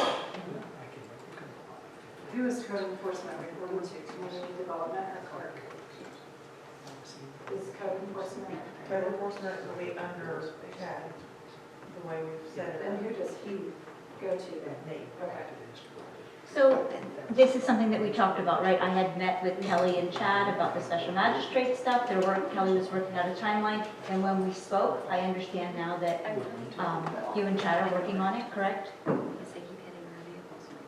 On the special magistrate? Well, we can get with it behind the scenes to work it all out. I just think that the next step, Tim, would be that there's going to be communication about, there's a lot of timelines and notices and things that need to happen. And I think that we're trying to iron that out and understand what that is. I remember us talking about that, Kelly, I meant to talk to you about this too, is to do like we've done with the site plan checklist, that site plan checklist that I developed. That kind of helped. Do one for special magistrate, similar to that, so make sure you check all I'll the just pass boxes. it off. Is that the one that we looked at, Kelly? Yeah. Okay, so we're just going to clean that up, and then my hope is that we'll bring it to the council at a workshop and say, hey, we're getting ready to roll out the special magistrate on some of the blighted and abandoned buildings. Here's what it's going to look like, get people's feedback, and then we should have some timelines on scheduling. I don't know what that's going to look like, but we certainly want to do it right, so we'll bring it to a workshop and run it by you all. Great. Okay, thanks. anything else on code enforcement stuff? I'm good. Okay. We ready for council comments? No. Sorry. Sorry, Jan, I didn't bring you up. Please. A lot of times I don't have any. I just want to remind you all that 3 o'clock next Wednesday is your first budget workshop. And yes, we are members of FRA. Oh, super, thank you. Kelly has a login she should have received. Mandy and so do I. That would be great if you guys could send that to myself and the planning and These are personal logins. So what you can do is you can pass some questions on to Kelly and you can ask Thank those you. questions on your behalf. Got it, thanks. What was that for, Jan? Florida Redevelopment Association. Oh, okay. They have a forum where everybody always asks questions.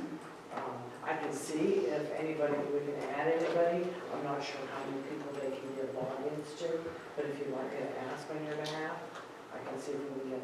Yeah, when I go to the FRA functions, they say that if your city is a member, you can join those question and answers. Yes, we can, but you have to have a login to do that. So let me find out and I'll see if we can get, do you want all of council to have logins or how do y'all want to do this? No, yeah, myself. And I know there's 1 or 2 people in planning who also have a great interest in utilizing. Well, I need to know who. Okay. Okay, thanks. Anything else on the budget, Darren? We good? You're good. All right. Please, Chief. Chris, Council. anything else you want to say? Huh? Oh, do I gotta speak again? If you want to, only you have something to say. Let's try this out. Okay. Oh, yeah, you're department head, I forgot. Mostly I've kept the council up to date on what's going on. We're still chugging, everything is looking really good. Evidence room is pretty much completed. Just now it's just the touch-up stuff going on, so that looks good. Guns just got checked over by an armorer today. They got the okay. Tomorrow, the three of us have to go qualify. So things are moving well. And the only other thing I would say at the moment is this special event ordinance that may come out. If you can tag the police department into that, because we may be able to make that a money generator. Because you can maybe attach permits to that, if it's a special event where they gotta have loud music or alcohol. They gotta have detail officers, so that can come to the chiefs and go, the people are looking for a graduation party. You know, in fact, one just came my way today, but it's in the county. They wanted their alcohol permits, their loud music permits and stuff. Well, we may be able to generate money from that by going, okay, you want this permit, it's gonna cost you, you know, $50 or whatever. And now you're gonna have to 1 to 2 officer detail, depending on what it is. So it can end up becoming a money generator for the city. We had a resolution for special event fees. There we It go. kind of went by the wayside when other councils decided not to charge anything. No, Visited. we're not doing that anymore.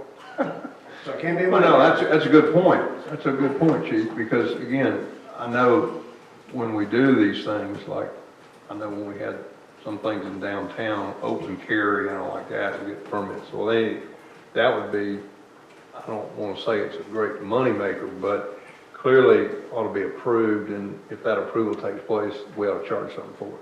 I totally agree. I agree. Good, okay. Anybody else, Gina? I mean, I'm looking at Mandy, anybody else?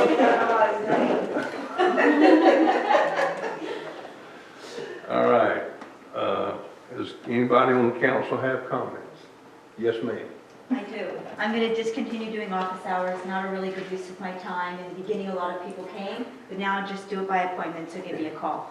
I talked 2 months ago, I was here, I was very exuberant about things I was going to do, and I said that I was going to look at codes and that I was going to work on trying to tackle one code. And I sat down for the weekend and realized that this is not something I'm going to tackle. This is something that a professional does that makes a lot of money. So I'm eating crow today and signing off on that. I also wanted to talk about one other thing, and I know it's late, but I just ask for your attention for 1 minute, and it's Wednesday's workshop on short-term rental ordinance. So we started by asking Andrew to create a short-term rental ordinance for us, and it was comprehensive. It then went through planning, and I know that they spent a lot of time and effort. They added things, they omitted things, they changed things. That created another draft. I noticed on the website you've attached that draft from the Planning Commission as the draft that we're going to begin our review with. And I get that makes sense, but my concern is that we really invested a lot in getting a comprehensive thing from the start. And that if we go with the Planning Commission version, there's a lot of omissions that I find to be important and that may need to be revisited. So I can have them all ready and try to pull them out, from the initial version as we do it. Is this making sense to anybody? It does make sense, and it's something that David and I have already talked about. Okay. For Wednesday's workshop, to have both versions available for you to look, to see what it started out at planning. Not the original ordinance, because the original ordinance was just a registration ordinance, and then it morphed into, yeah, so I don't think you want that original. Right. But what they started out with at planning, with all the underlying strike-through that happened through that process, and what the final clean version of that is. So I will have both of those available to you when. Okay, and then as we review it, Rex, which version, or is there a version that we're going to be, I just want to be prepared. I would like to, I've seen the version that came out of the Planning Commission without all the revisions. And if you looked at the original one that went in, there's a lot of stuff taken out, and it's like all the requirements for parking are gone. There's a lot of stuff that's been removed.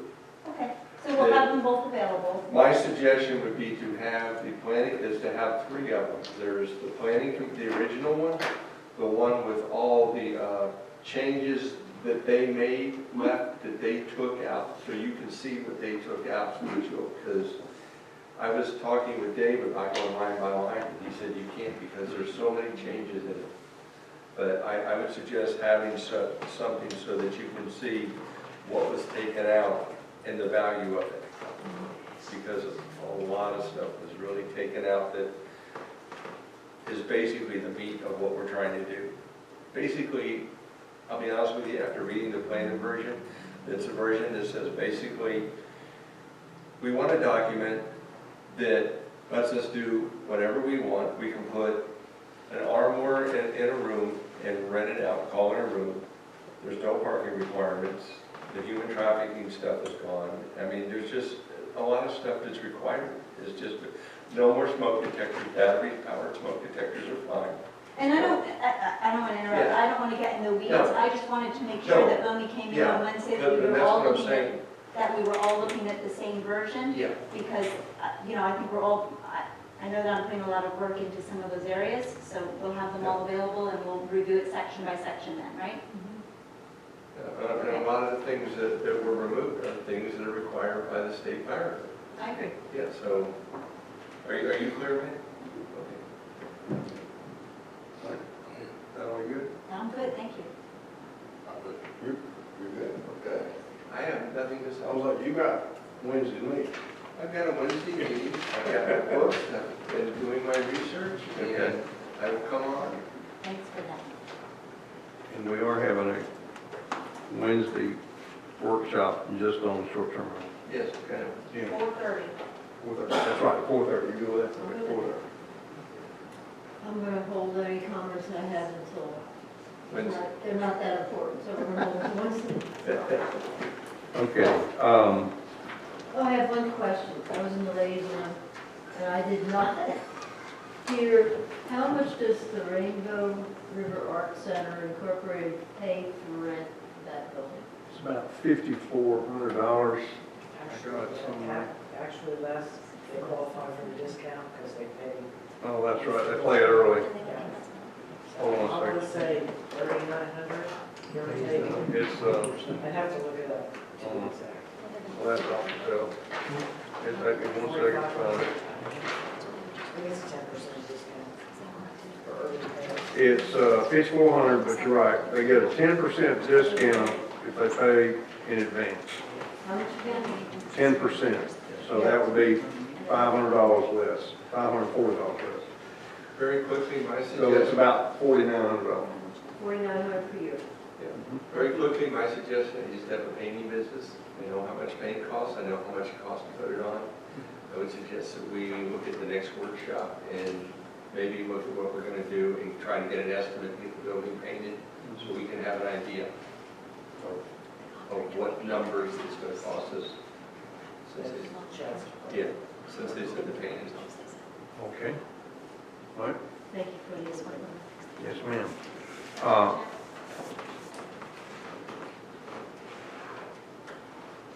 Just making sure that Chad heard that that was something that he was going to look into. Cost that building, maybe? What it would cost. Okay. I had a number of things. We've already marked them off. Parking, the alligators, swimming at the ramp. And again, I hope everybody understands, I'm willing to listen to whatever they want to say, but I really don't want to change an ordinance after we just passed it. The last thing has to do with the boat ramp. I'm trying to get hold of FWC about taking back the boat ramp. They did actually call tonight, right when I was sitting here. They are willing to take it back, but there's some caveats about certain things, one of which is the metal ramp and floating dock that we have. They will not take that back, but they will maintain the boat ramp. So I'm going to follow up with more and find out more on that, but there's a possibility they will take that back. Okay. Now, I think that's it, other than Andrew's comments. Yes, Council, very quickly, I don't have very much here. I want to point out, and I brought it up before, but in 2018, that was the last big overhaul of the city's LDRs, and there were a number of changes that the council directed the planner who was creating the ordinance to make at the meeting, and those did not make it into the actual ordinance, and there are some other errors. Kelly has identified several, herself, Georgina, when she was here, identified several, and there were several that have been identified, in that in the interim preceding that. One of them in particular deals with parking and the city's ability to grant parking agreements. That's all law that was adopted in 2018, supposed to be, wasn't codified correctly. I've created an ordinance to fix that. It's a short one. So that'll be going through planning, and that'll, fix what needs to be fixed for the city to re-enter these parking agreements. But it is an LDR, has to go through planning first, at least for a comprehensive plan consistency check. In talking to Kelly too, there are a few of these ordinances. Now, these are not the big ordinances that you're really doing policy, but there are some changes that need to be made that really can't wait any longer. In particular, some with RCPA, and where there's a conflict in the ordinance where the title of the actual ordinance section doesn't match what the body says, and it's an important one. So some of those, I'll be working with community development if you have any objections. Otherwise, if you don't have any objections, otherwise we're going to start bringing some of those forth because they really do need to be fixed. And like I said, they're just in conflict with what council intended to pass. I don't know how those, when explicit direction was given, you can go back and listen to the meeting, and how it didn't end up on the final. So we'll go ahead and make those edits and bring them back to you. That was the plan, of course. Other than that, no, I don't have anything else. Special events, police protection, that's always something that is, a big part of a special events ordinance, making sure that the applicant pays for all that. So if that goes forward now, and that's something that you all decide that you want to do, that'll definitely be a component of it. If you want to wait on it, that's fine too. It'll still be a component of it whenever you're ready to pick it up and run with it. Okay. All right, thank you. That's all I have. Anybody else up here have any comments, questions, whatever? Okay. Last thing is public comments. Again, please limit your comments to 3 minutes, and we will take those comments now. Is anybody signed up, Mandy? I put my pen down. Go ahead. We don't have anybody signed up. Okay. One job's next. All right. I missed it. Is anybody on Zoom that wants to talk? Okay, come on up. Okay. Please give me your name and address. Sure. I'm Ron Kirsch. You discussed the parking ordinance about the United and the Blue Gator on the other half of that conversation. But I just had a quick comment about those. The parking ordinances, and we talked about the reference to item number 15, the code for redoing the ordinances. And I think the city attorney just mentioned that some of the ordinances for parking were never codified. But anyways, my main point is that the historic district, the building that is in question where I rent parking places from the city, it's a zero lot line building. I have no parking. It was built, there's no additional parking, so I can never comply with off-street parking. So I rent from the city, and that helps me, bring customers in, having a place for them to park. But I think that one of the things in redoing on looking at item 15 is that, we need to seriously look at having the historic district and what goes on up on William Street and where the national brands are. They can add parking places, they can acquire parking places. The historic district, there's a lot of old buildings that were never, they were residents, they were whatever, but, they're not going to have parking. So looking at parking ordinances and ordinances in general for the historic district and delineating the historic district from other parts of the city might be helpful. My other question real quick is, or comment is that the money that's raised from the Blue Gator and from myself, it's about $35,000 over the 5-year period, and And if the raise 20% goes up, that's fine. That'll put about 40,000 into the coffers. But I'd ask y'all to take a look at that parking lot between between my building and the fire department and the police station.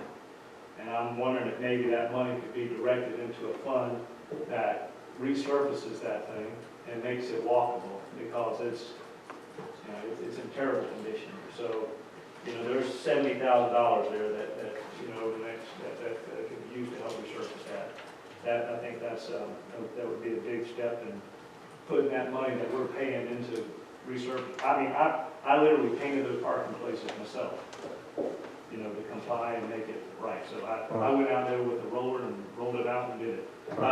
And my last observation about item 14 is about the police department. And I grew up in Inverness, live up here in Dunnellon now, but Inverness used to have a police department.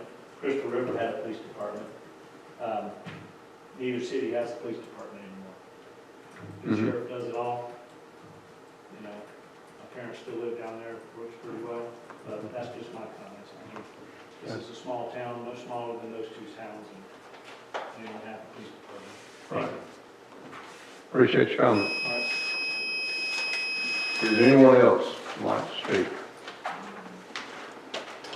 Yes, ma'am. I'm sorry. Didn't see your hand. You're fine, I'm short.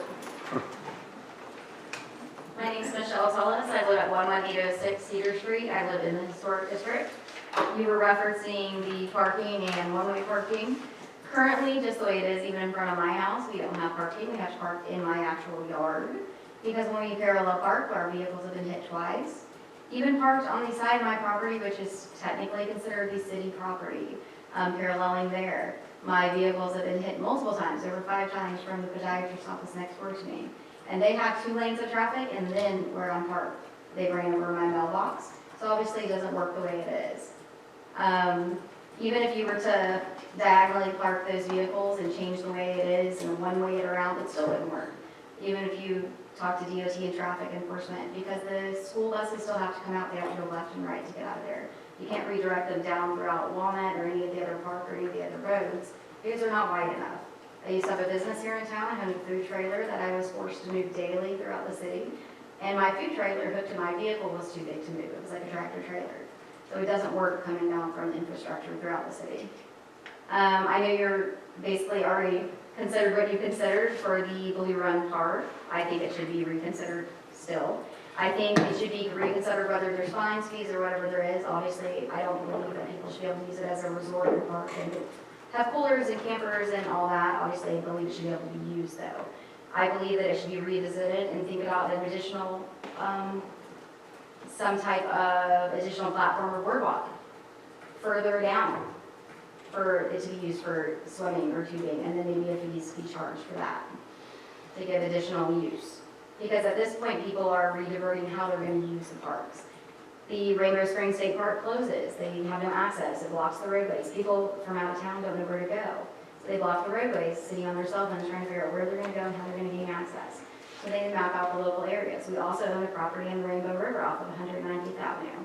So people then come down to our property, they litter the roads, and then they come down on private property. But because the Tomahawk Lodge exists and it's owned by the Archdiocese, they then see that as a vacant property that's not always used. So then they start using that property. We've also had other people in town commercially use that property just by renting it.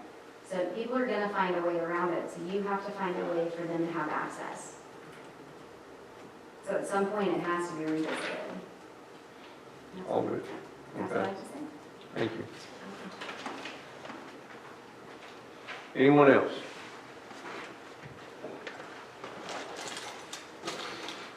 Okay. Can I have a motion to adjourn this wonderful meeting? So moved. Can I get a second? Second. All in favor? Bye.